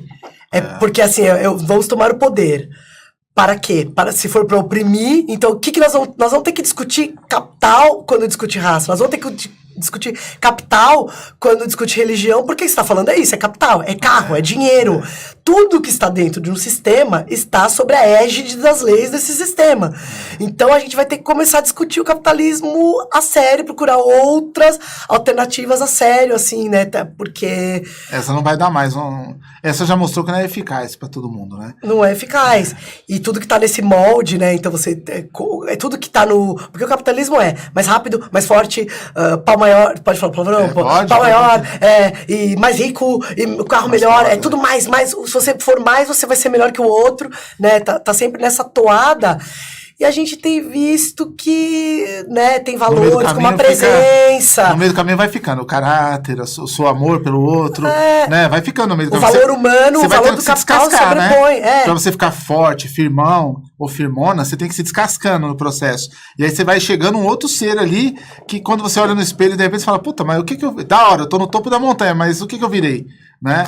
Deixou os amigos no meio do caminho, deixou, né? Não pode ajudar ninguém, que a primeira coisa que você faz, ajudar os outros é errado, né? Quem ajuda tá alimentando vagabundo. Então, agora, eu queria voltar à questão do teatro, porque hoje o teatro é um negócio muito louco, né? Eu tô indo na companhia Paideia, eu tô amando a Paideia, vou lá, vou sábado agora voltar lá de novo, até me arrepia falar, porque é bonito. E aí eu vejo 40 pessoas assistindo. E eles fazendo aquela peça com amor, com banda, com tudo. E aí eu vou no cinema do lado, tem Avengers. Aí tem 200 pessoas na fila para ver o negócio de efeito visual e tal, que, bom, foi vendido pro mundo todo, né? Como que é trabalhar no teatro se o cara até faz uma camisa, vai ao teatro, mas não me convide, assim? O teatro, ele é uma das artes mais antigas, assim, e eu como atriz, eu tô até precisando voltar, eu tô sentindo falta, porque uma vez que você é do teatro é um lance, é um homem a homem, mulher a mulher ali, que é uma transformação diferente, mas tem esse preço, né? Que as pessoas não são, não tô nem sabem que é legal, porque nunca nem foram, um monte de gente nem nunca foi no teatro, nem no cinema, né? É o jeito que a gente educa, que o país educa as crianças para gostarem, o acesso, né? Quem tem acesso ao teatro, a coisa do não é para mim, não, o teatro não é para mim, ou isso não é para mim. Então é complicado e a gente eu já fiz para 5 pessoas, peça, Bartolomeu, o pessoal acha que é muito glamuroso, né, tá no Manos e Minas, mas é isso, a gente tá sem sede, o Núcleo Bartolomeu de Depoimentos, que é a primeira companhia de teatro hip hop do Brasil, que é a companhia da qual eu faço parte, que tem 18 anos esse ano, tá completando, não tem sede, porque aconteceu exatamente isso, a gente tava lá numa sede, na Pompeia, que era muito bonita a sede, que a gente alugou e fez uma exposição da Linha do Tempo, KLJ tocou lá, Mia Couto foi falar lá, de tinha graça. Tinha toda a exposição do hip hop, né? A Linha do Tempo do hip hop, acontecia de festa a palestra, acontecia tudo lá, era um espaço que cultural. São Paulo tem, parece que um teatro para cada 160 mil habitantes. E 22 estavam no risco. O Bartolomeu estava no risco, demoliram. A Inc. Incorporadora e todos os seus associados, que eu gosto de falar bem o nome, destruíram o espaço cultural e o prédio para construir uns prédios de apartamento de 30 metros quadrados para vender por não sei quanto. Então você tira um espaço que era do bem comum, cultural, para o benefício, para especulação imobiliária. Então, o que acontece? Inc. Incorporadora. Todos os seus associados. Vocês que estão comprando prédios da Inc. Incorporadora, nós vamos amaldiçoar o apartamento a partir de agora, porque cada apartamento seu é o inferno do apartamento de cima, tá bom? Então pensa assim. Não, esse é o Ferrez que tá falando. Eu tô falando. Não, mas aí eu desejo, pode voltar, porque, eu tô estudando demonologia, tô aprendendo pra caramba. Então, eu já descobri que nem existiu Lucifer, isso é tudo pra demonologia, você é surpreendente, Ferrez. Lucifer, né? Que é Lucifer, que é o que traga a luz, é tudo mentira. Então nem existia nada. E outra coisa, né? Por que São Paulo pega demônio? Você já viu um rico pegando demônio na Avenida Paulista? Uma madame daquela? Mas eu vou defender também, às vezes não tem alma pra pegar demônio. Dá água mineral pra cachorro, não dá pra ter alma, Roberto. Desculpa, velho. Tá ligado? Você tem bebedouro com R$45 da água da... Qual que é o nome da água que nós vimos lá, Zeca? Da Austrália, não? Nós vimos agora na padaria, que é uma água de R$45. Não, é pior que Perrier. Ela vem num cilindro vitalício que deve alimentar a pele. Custa 45 pão a água, velho. Sabe? Dá vontade de entrar com os moleques que vão roubar a água, tipo Mad Max, né? Mas aí eles derrubaram. Aí o que acontece? Para além de a cidade perder um espaço de bem comum, o slam. Então eu fiz um filme que chama Slam, Voz de Levante, com a Tatiana Loma, premiado, tal, vai estrear agora em agosto. Aí eu fui lá no Green Mill em Chicago, onde começou o Slam em Chicago. Eu vou lá, o Mike Smith me recebe. E eu vou. Né? Aí a pessoa quer vir aqui no Brasil, onde começou o Slam? Não tem o lugar, porque demoliram. Quando você demole, é igual um baobá, quando você corta, entendeu? Não tem outro igual. Quando o espaço tá... O que aconteceu lá, a memória, você demole a memória. Acabar com o sarau, né? Acabar com... se demolir... Não tem o que fazer, tem que construir de novo, lugar, né? O lugar. Agora explica o que é slam, pra quem tá vendo slam. Bom, pra quem nunca viu o que é slam é um campeonato de poesia falada, uma competição de poesia falada, poemas próprios, no máximo 3 minutos, sem acompanhamento musical. Começou em 86 em Chicago, nos Estados Unidos, e se espalhou pelo mundo inteiro, e tem mais de umas 700 comunidades no mundo inteiro, e no Brasil, a gente que trouxe no Clube Bartolomeu, os Apps, ou não autor da palavra, que está completando 10 anos esse ano, começou em 2008, então nós estamos comemorando comemorando. E hoje a gente tem, Ferrez, mais de 100 comunidades em 16 estados. Então, já tá a peste, assim, porque, na verdade, você precisa de pessoa para falar e pessoa para ouvir. Né? Então cai como uma luva para os tempos de hoje, em que a gente não conversa mais. Eu acho que a adesão que se teve a essas rodas é essa necessidade da gente, como o povo antigo, de sentar em volta da fogueira para contar nossas histórias, os guerreiros, que são os poetas, né? Os pajés, que são os poetas, que conseguem pegar os anseios da comunidade, transformar em poesia e mandar e todo mundo se sentir representado ali. É meio que, só que ao invés de ter a fogueira, tem um microfone. O Islã parece um nome meio chique pra sarau, né? Mas é uma função um pouco diferente, né? É quase... Slam é uma terminologia emprestada do basquete, é o Grand Slam de Chicago, Grand Slam de Roland Garros de tênis. É uma terminologia de campeonato. Agora, uma coisa que eu percebi, veio alguns slammers franceses e tal, eu já assisti, e não é igual o brasileiro. Eles tipo cantam rap sem base. É uma malandragem, assim, e o bagulho até rima, ele tá até aqui, ó. Não é meio sacanagem perante os nossos, que a gente tem que decorar o texto no seco mesmo? Olha, são muitas características diferentes, assim, no mundo inteiro, né? Como cada um... O brasileiro, quando eu fui pra Copa do Mundo de Slam da França, eles ficam, ou agora que a Bel Puan foi, eles ficam muito impressionados com a nossa língua. É porque a nossa língua também é foda, né? Português, dá pra fazer umas coisas, mas tem slammers muito bons, franceses. O francês, ele tem também uma educação muito forte na escola com a poesia clássica, eles conhecem muito bem as divisões lá, os decassílabos e os sei lá, tô falando qualquer coisa aqui, mas a poesia francesa, formalmente, eles conhecem muito bem. Isso é muito bom, mas isso também pode aprisionar. E a gente, as nossas bases são outras, né? As misturas que se tem. Os sons da rua, né? A coisa mais de ouvir, né? A coisa, tem muito... Palavra inventada. Isso eles não devem ter, né? Porque é tudo meio... Já vem da escola formal, né? Mas tem muito... Porque tem ali os franceses, mas tem os franceses do Gabão, francês da Ilhas Maurício, entendeu? Toda aquela negritude das colônias, que é bem interessante os slams de lá. É isso. Você se sente pouco cortejada? Por exemplo, você ganhou o prêmio Shell, que é quase igual o Oscar aí do teatro e tal, mas eu vejo, quando eu falo de você, o pessoal, aquela menina do Slam, o outro não conhece, mas você se sente pouco cortejada perante o tanto de artista lixo que nós temos na TV, em tudo que é lugar, como voz, ou você acha que você tá no lugar certo, no momento certo, falando para as pessoas certas, assim? Putz, eu acho que eu tô no lugar certo, no momento certo, falando para as pessoas. Porque esse cortejamento também é aquilo que a gente tava falando, é de quem? É do mainstream? É dos donos, do quê? Porque as pessoas eu dialogo muito, eu tenho a sorte, assim, de dialogar com os artistas que eu admiro, da música, da poesia. Eu conheci o Saul Williams, que é meu ídolo, trouxemos ele, trocamos uma ideia, ele, vamos fazer coisa, projeto. Eu conheci eu conheço as cantoras preferidas, a Elia Oléria, a Jussara, a Selmar, que é minha cantora preferida, ela vai ver minha peça, entendeu? Então, os artistas que eu admiro, eu tô trocando.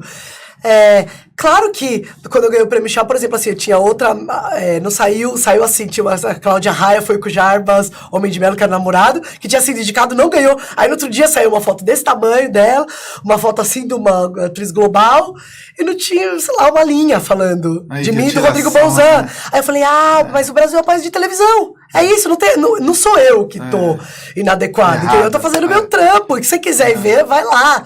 E tamo aí. Mas eles são covardes também, Roberto. Porque o jornalista, ele é muito protecionista, fez faculdade com os mesmos. Eles são covardes mesmo, vou te falar. Eles falam o nome de escritores mortos, mas não falam o nome de escritores atuais, entendeu? Então o cara recorre a alguém, ele fala assim, não, esse cara que apareceu agora aí na companhia é igual o João Antônio, mas ele não fala de um autor de literatura marginal de agora, ele não dá esse ponto. Mas é porque ele nem conhece também, Slam, você vai falar, os jornalistas ficam, Slam, aí assim, Dance Hall...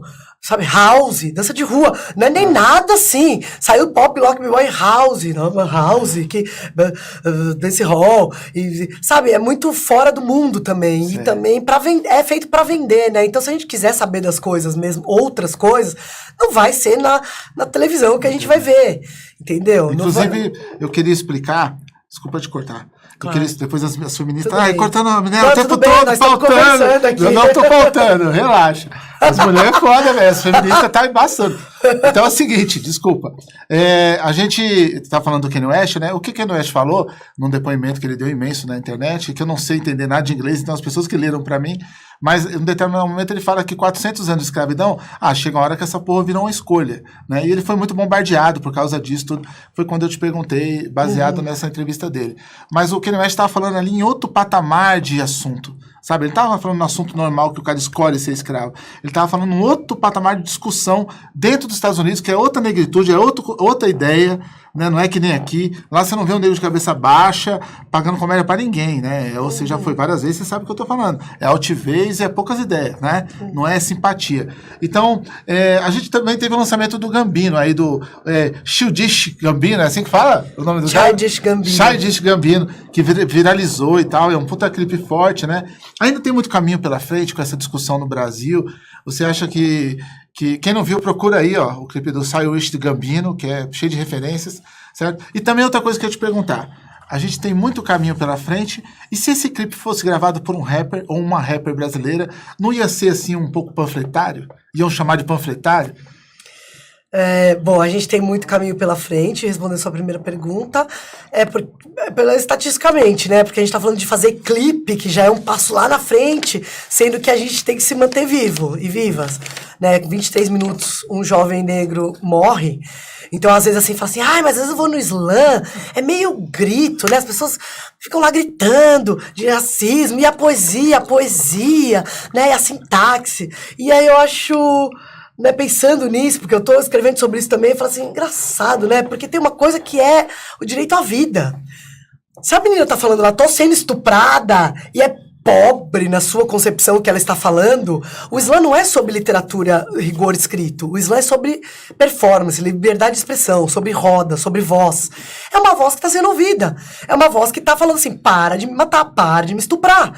E se isso não for mais importante do que para uma pessoa ter semântica, gramática ou ser literatura, primeiro tem que ter escola. Segundo, ela tem que estar viva. Então o direito à vida está à frente de qualquer do que qualquer padrão estético, entendeu? Que alguém fale, mas e a poesia? Vamos primeiro ficar vivo, depois a gente fala. E o Childish Gambino, pô, eu nem sei como seria visto, mas que eu ficaria feliz pra caramba se alguém fizesse alguma coisa esteticamente ou parecida, eu ficaria. Ó, TV de Tubo mandou uma pergunta aqui. Nós estamos muito divididos. Seria bom a negritude se alinhar em uma causa. É verdade, eu também concordo, você concorda? Ficar vivo em primeiro lugar, mas com 400 anos e é complicado, E essa divisão, não né? tem o movimento negro, porque não tem mesmo, tem várias visões, assim, a gente, é espinhoso o assunto mesmo. E também, às vezes, essa coisa da apropriação, ela tumultua muito a mente da gente. Esses dias eu estava num evento, tinha uma menina que era claramente branca, mas ela se assume como negra, e ela falando que ela foi no teatro municipal, ela sentiu mal, tal, uma escritora, e eu entendi o discurso dela, que ela se assume como negra. Mas perante algumas mulheres ali, ela era branca. E aí falaram, mas ela está se apropriando da cultura, falando que é negra, e ela está tomando espaço de uma negra. Então isso é muito Então esse foda. Debate, esse conflito, é isso que eu estava falando no começo, isso vai ter que ter pra gente andar. E cada um que se defende, cada um que vai ter interpelação e vai ser isso mesmo, não tem como avançar sem conflito, porque ter conflito. E também assim, quer saber quem é preto no Brasil? Sabe quem é preto? Porteiro de prédio e polícia. Ele sabe muito bem. Você quer saber se é preto ou não? Chega lá e a polícia preto, sabe.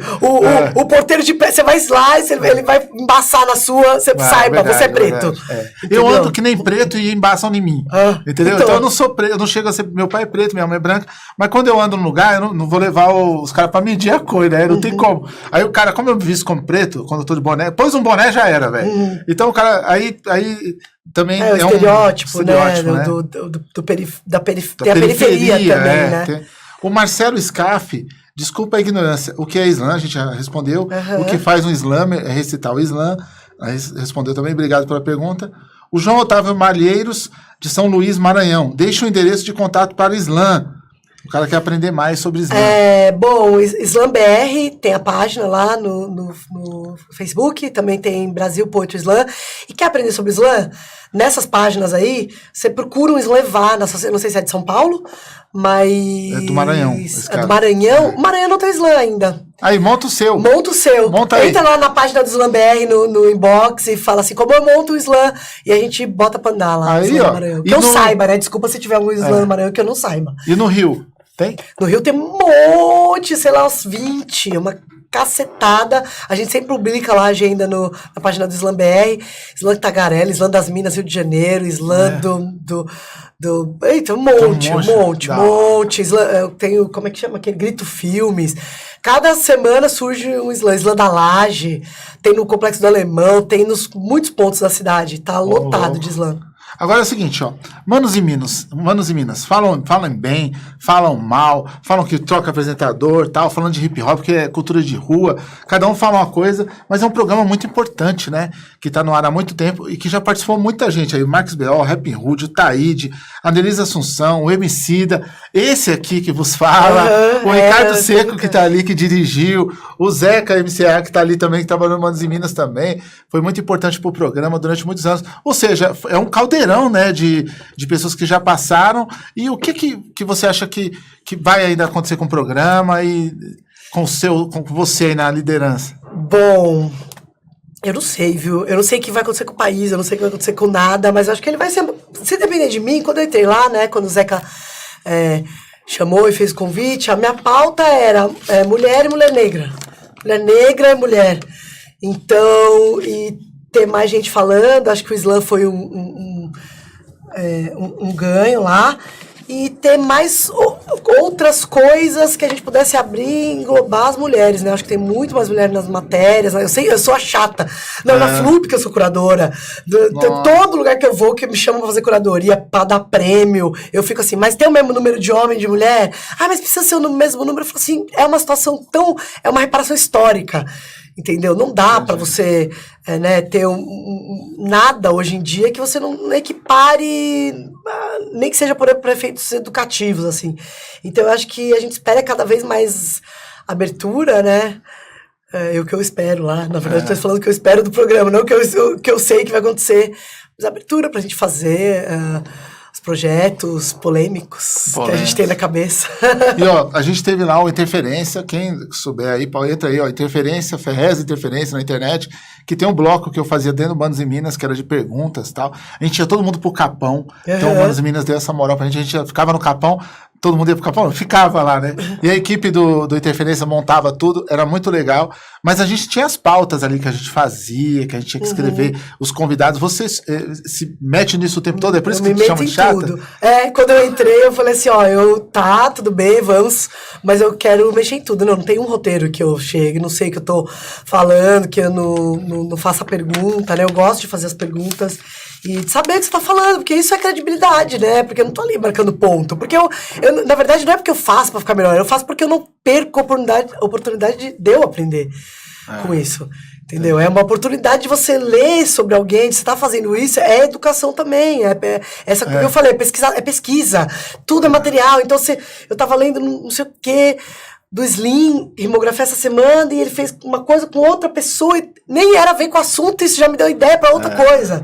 Então você vai ver quando ele leu no livro tal, você já sabe, assim, a gente tem que viver com uma educação tão precária que a gente tem, tá tudo muito aí, com hiperlinks, entendeu? Então você vê uma entrevista dessa, a gente falou o nome de um monte de coisa, Childish Gambino, quem tá falando, quem que é? Vai atrás, olha, o Ferrez falou, né, aqui, eu vou em palestra, às vezes nem tá interessando tanto, mas alguém fala uma coisa. Nossa, isso já me ajudou tanto, isso que você tá falando, isso é tão importante para as pessoas saberem, e esses links que geralmente a mídia tradicional não dá, né? Porque ela não te dá conteúdo, ela não te dá embasamento para você sair um pouco melhor, que é o que o teatro dá, a literatura dá, entrevistas como essa dão, né? É onde sai do entretenimento e vira você vir emergir aqui. Você vai na fonte, né? Da onde que vem? Você tá falando uma coisa, o cara tá cantando uma coisa, mas o que ele leu? O que ele comeu pra ter esse estofo, né? Não tá vazio, oco. Né, os artistas que a gente admira, o que eles leram? Onde eles foram buscar inspiração? Né? Quando você vai numa palestra, pra que eu vou numa palestra? Ouvir alguém falar é chato. Tem que mudar a ótica. Você senta e você vai ali com antenas pra ver o que te interessa. E vai montando o seu cinto de utilidades, eu falo. Pra na hora que precisar, Sacar um... Sacar, você tem mais pra trocar. Você tem conteúdo- garrafa vazia pra vender, Conteúdo entendeu? social, né? Tipo, você não precisa ser um alpinista social, você tem ali o conteúdo. Você tem os conteúdos, né? Pra não ficar caladão também no meio das conversas, né, Alberto? Panguá, Que eu já vi muito cara que é o pá, quando chegar nas conversas, ficar ali caladão. Inclusive nas referências, né? Às vezes eu entrevisto alguns rappers e eles não dão referência. Aí eu falo do Steve Biko, que você falou agora da ideia, da pessoa com uma ideia, né? Que nem Steve a Rosa Biko, Parks. Steve Biko, Steve tipo, Biko. consciência negra, Black Consciousness, esse termo foi inventado pelo Steve Biko. Então a gente fala que consciência negra, e o cara tá lá, e os livros estão lá, e tá tudo lá, e... O Steve Biko foi tão importante na minha vida que eu tatuei ele aqui, ó. Olha, Ele tá aqui no não meu sabia que peito você pra tinha. mim. Toda vez que eu olhar no espelho, eu sabia que ele tá me cobrando. Falava, negão, não vacila não, né? Mas ele também era assim, ele era proibido de falar, né? Você sabe que ele montaram uma lei de cerceamento que se ele juntasse com 3 pessoas, ele era preso, velho. Eu vou te contar uma história, então. Eu tive no túmulo do Steve Biko com nada mais nada menos que a Shirley Mamie, que é o cara da necropolítica, e a Angela Davis. A gente foi lá visitar o túmulo, e aí a gente fez umas rezas, uma oração lá, foi um momento bem místico, o sol tava caindo, aquele cemitério assim, cheio, eu acredito no espírito, cheio de morte do apartheid, assim, e você vê ele um túmulo lá, que não tem nada de especial, você fala assim, nossa, as pessoas, né, que fizeram, como é o túmulo do Garrincha, que eu fiz uma peça sobre o Garrincha com o Bob Wilson, tá lá o túmulo, o cara foi um herói, tá aqui jaz aquele que foi a alegria do povo brasileiro, tudo, sabe, abandonado no cemitério, quebrado, mas túmulo. Mas aí nós temos uma vingança. Tem o túmulo do Mengele aqui também, no Taboão, aí perto aí, que também tá até com outro nome todo jogado. Então, pelo menos isso, né, não tá lá com honrarias militares de extermínio. É isso mesmo, assim, as Vamos ver pessoas até acabam... quando, né? Espero que fique bastante tempo, assim, não resolva pôr um projeto de lei pra reformar túmulos de militares. Nossa. Não vamos nem dar ideia, Não vamos nem dar ideia que... porque você vai que cola. Deixa eu perguntar, você tem alguma profissão que você quer colocar na sua ficha? Depois de tudo isso que você tá já apresentando e tal. Muitas. Tipo assim, eu anotei aqui que você ia ser uma hora capa de... Eu queria comprar um shampoo com você, tá ligado? Vender shampoo. Eu queria cerâmica, aprender a fazer cerâmica. Sabe aquele negocinho Ghost que fica girando? Bonito demais. Cerâmica. Eu tenho uma vontade. Eu queria aprender a desenhar. Eu queria ser desenhista. Minha primeira... Eu queria aprender a desenhar, mas eu sou ruim de desenho. Eu quero dançar mais, eu quero fazer mais teatro, eu quero dirigir filme de ficção, porque esse filme que a gente dirigiu é um documentário. É um doc, né? Que é muito bom. Eu vi umas cenas. Islã, aquilo ali vai ensinar para as pessoas o que é o Islã. Então, fiquem ligados, em agosto vai ter Islã. Como você conseguiu fazer um filme? 7 anos, fio. 7 anos. Coloquei 2 carros do meu bolso. Então, o pessoal... É isso que eu falo. Ah, não é Roberto, isso aqui. Eu coloquei 2 carros, tio. E vem... Por enquanto não tem conversinha comigo, entendeu? Ai, não sei o quê. Vai dar seus pulos, encher o saco. Ai, como é que você conseguiu? Como é que eu consegui? Você quer que eu te fale? Então, senta aqui. Eu não, quer dizer, eu nem falo senta aqui, falo dá seus pulos. Mas pra quem quer, fala assim, é isso, é persistência, porque a gente quase desistiu várias vezes, mas a hora não ia, a gente escrevia em edital, não ia. Aí eu botava dinheiro, e vamos ver se vai voltar, né? Mas só que ter o filme pronto, e lá no Rio a gente exibir, e ter ganho prêmio, não, ganho o prêmio do júri. Eu fiquei emocionado com os trechos do filme, de verdade, porque é um filme bonito, e que quando eu assisti eu falei... ali tem professora. Ali tá a Roberta professora, porque a gente vai aprender o que é o Islã no decorrer do filme, né? Foi isso que eu entendi, que a gente vai ter uma aula de Islã gigantesca. A gente foi falar com os pioneiros, com o Mark Smith, ele recebeu, o cara que inventou o negócio recebeu a gente 2 dias na casa dele, pra ficar fazendo pergunta e tal. E quem pagou? Ai, pagaram? Não, tio, nós pagamos, a Miração Filmes botou a câmera dela, Tatiana Loman, puta fotógrafa, colocou, trabalhamos de graça, assim, fora a grana, como você faz um filme com esse dinheiro? Aí tem Globo Filmes lá, e tem não sei o quê, a Globo deu dinheiro, não, filho, a Globo deu um tanto assim, e o Itaú deu um tanto assim, importante, mas não é um monte, é o que pra terminar, não, entendeu? eu fiz um doc também, Literatura e Resistência, assim. Aí fui lá, peguei um pouquinho de verba aqui, um pouquinho aqui, mas faltou tudo pra fazer o resto e a gente foi vendendo livro, e foi vendendo... Não tem essa, mas o Ferrez tá feito na vida, tem programa, tem essa. Todo mundo dando seus pulos até hoje, porque ninguém tá na vida, não tá nada garantido. A gente tá num período de muita incerteza, a gente não sabe o que vai ser. E também a gente não luta só pela gente, né, Roberto? Senão tava suave. A gente luta pelo outro também, né? Então, pelo outro tem que abrir mais espaço, ter mais gente junto, né? Você abrir mais camadas aí, escalonar, como os empresários dizem, né? Tem que escalonar, né? Eu tô feliz que o Islã tá abrindo porta pra um monte de gente, né? O do Gueto Shabazz mesmo, que é um poeta que ele conhece, do Gueto Shabazz e Perlin, que anote, procure, que é um grandíssimo, ele foi o primeiro campeão de Islã do Brasil. Muito foda. É, muito foda. Eu lembro a gente dava um prêmio que era um HP, um computador. Eu fazia questão que o prêmio fosse legal no primeiro Zap. E ele ganhou, e ele falou assim, cheguei na minha casa e falei pra minha velha, falei, aqui, ó. Falaram que eu não ia chegar com a minha poesia. Ele não tinha computador, cara. Não tinha computador. Então fala, não é nada. Não, isso aí é besteira. Um monte de gente tá se fazendo livro e editora, como fala isso, independente. Se tem editora independente, tem editor independente. Tem ilustrador independente. Tem revisor independente. Tem mercado independente pra comprar. Você faz na brecha. É um mercado, né? Você criando o mercado. E você também tem um livro, né? Que é o Teatro Hip Hop, a performance poética do ator MC, que é um nome difícil danado. E aí? Teatro Hip Hop é um livro que também é a mesma coisa, é essa ideia. Então eu falei assim, a gente tinha, sei lá, 15 anos de pesquisa na época. Você vai esperar alguém vir da academia se interessar pelos seus 18 anos de pesquisa para escrever uma tese? Não precisa. Eu falei assim, eu vou lá, tá bom, então sentar minha bunda, prestar tudo de novo numa faculdade, que eu não pensava em voltar, eu sou formada na ECA, para escrever sobre o que a gente estava fazendo. Não precisa esperar que alguém faça, né? Hoje em dia, vamos fazer nossos filmes, né? Do jeito que for, né? Então a Cláudia Shapira sempre fala assim, vamos fazer nossos filmes, então. Que papel que você quer fazer? Não esperar ninguém chamar a gente fazer pela gente. Isso cria estética, não vai ter aquela estética lá, mas vai ter outra. Então a gente tem que ir se formando e ver as coisas, vendo os hiperlinks e ter referência para fazer coisas. Disso surgem coisas novas também, né? Se você pensar, o Spike Lee fez o... Desculpa. Spike Lee.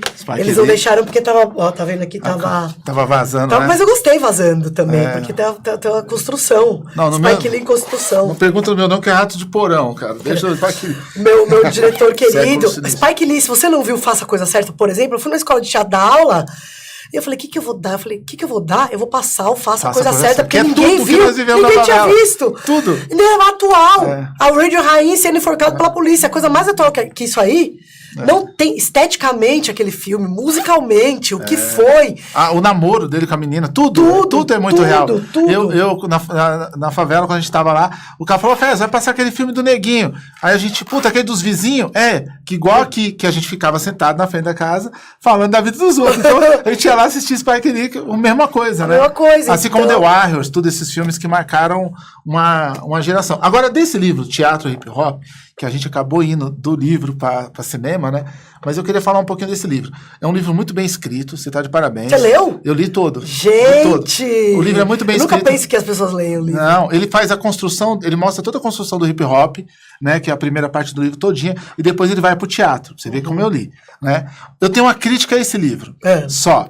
Já falei até com o Renan. Esse livro é um pouco acadêmico, que você fez, deve ter sido uma tese, né? Ele é acadêmico. Se ele tivesse uma linguagem mais acessível, esse livro tinha explodido na mão dos moleques. Será que os moleques iam ler?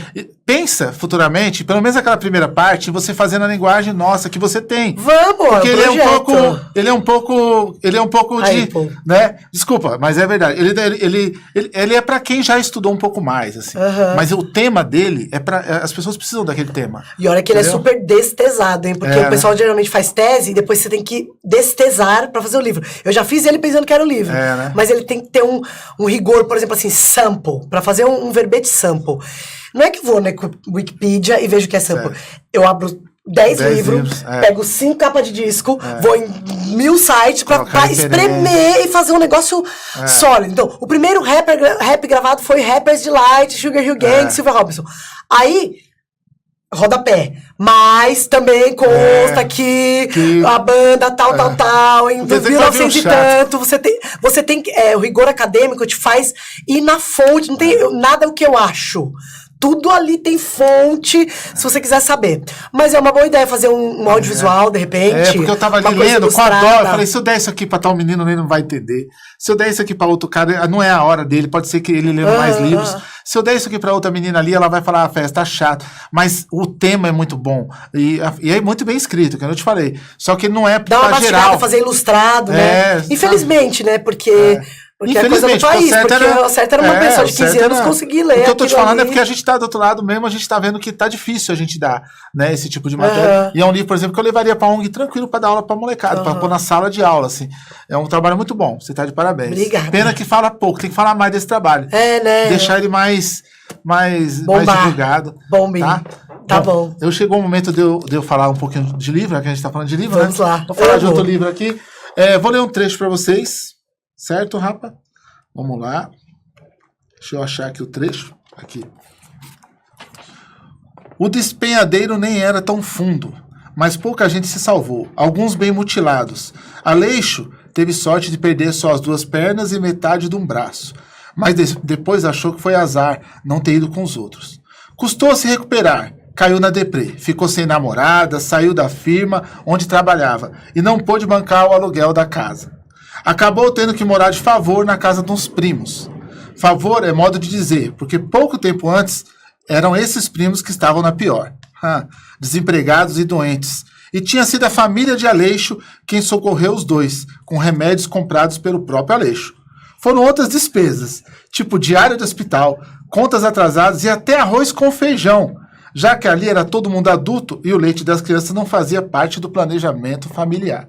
O fato é que Aleixo arcou com o ônus de cabeça erguida, nariz pro alto e o ego lá em cima. Isso aqui é Glauco Matoso, tripé do trepúdio, certo? Esse Glauco Matoso aqui é um monstro, é um cara que saiu pela Tordesilhas. Se você não conhece Glauco Matoso, ele não dá mais entrevistas, ele dificilmente sai de casa, né? Hoje ele já tem algum tempo que ele tá cego por causa da doença do glaucomatoma, por isso que é Glauco Matoso. Glaucoma. Mas é um contista fenomenal, só que tem que ter coragem para ler, tá? Tem que ter coragem, tá? Porque é muito bom e é muito forte. Agora a gente ficou aí em falta do slam, né? Não tem como acabar uma entrevista sem ter uma palhinha. Eu tô pensando aqui, eu vou dar um curtinho, um trecho de um, pode ser? E um que eu nem faço muito, porque na arena do slam você faz coisas mais políticas, geralmente, mas assim, pra ganhar nota, né? E acabam-se poemas como esse que eu tenho, que chama A Voz, eu vou fazer um pedaço dele, eu nunca faço. A voz passeia pela beira, em meio a ondas de concretas ondas, memórias líquidas e espumas de antes passam por entre, molham olhando para dentro. Mergulha a voz. E a tona retorna com conchas, com cacos, com sons consoantes, soando palavras de antes, gritos, levantes. Joga sua rede a voz, e arrastada na trama tarrafada vem em canções, vem refrões, dentes de banguelos, tubarões, segredos de família, certidões, colheres de prata de antigas embarcações, saudades de além-mar, porta, aviões. E aí vai indo. Roberta. Aí a porta de carro, nota de coral, vai achando várias coisas, assim. Nossa, que louco. Obrigado, Roberta. Tamo junto. Tamo junto! Valeu. Muito bom vir aqui, obrigado a todo mundo que Até assistiu a semana que vem. gente! Nós. Oi, minha gente. Sou mais uma, junto com vocês, a apoiar a assinatura do 247. Porque nós precisamos democratizar os meios de comunicação. 247 tem se apresentado com grande isenção, trazendo as informações importantes para todos nós, principalmente nesse momento de grande luta do povo brasileiro. Por isso eu estou te convidando. Esta assinatura é muito importante para você, para nós, para nossa casa e para nossa família. Para você que nem sequer gosta de discutir política, precisa prestar atenção. 247 faz a diferença.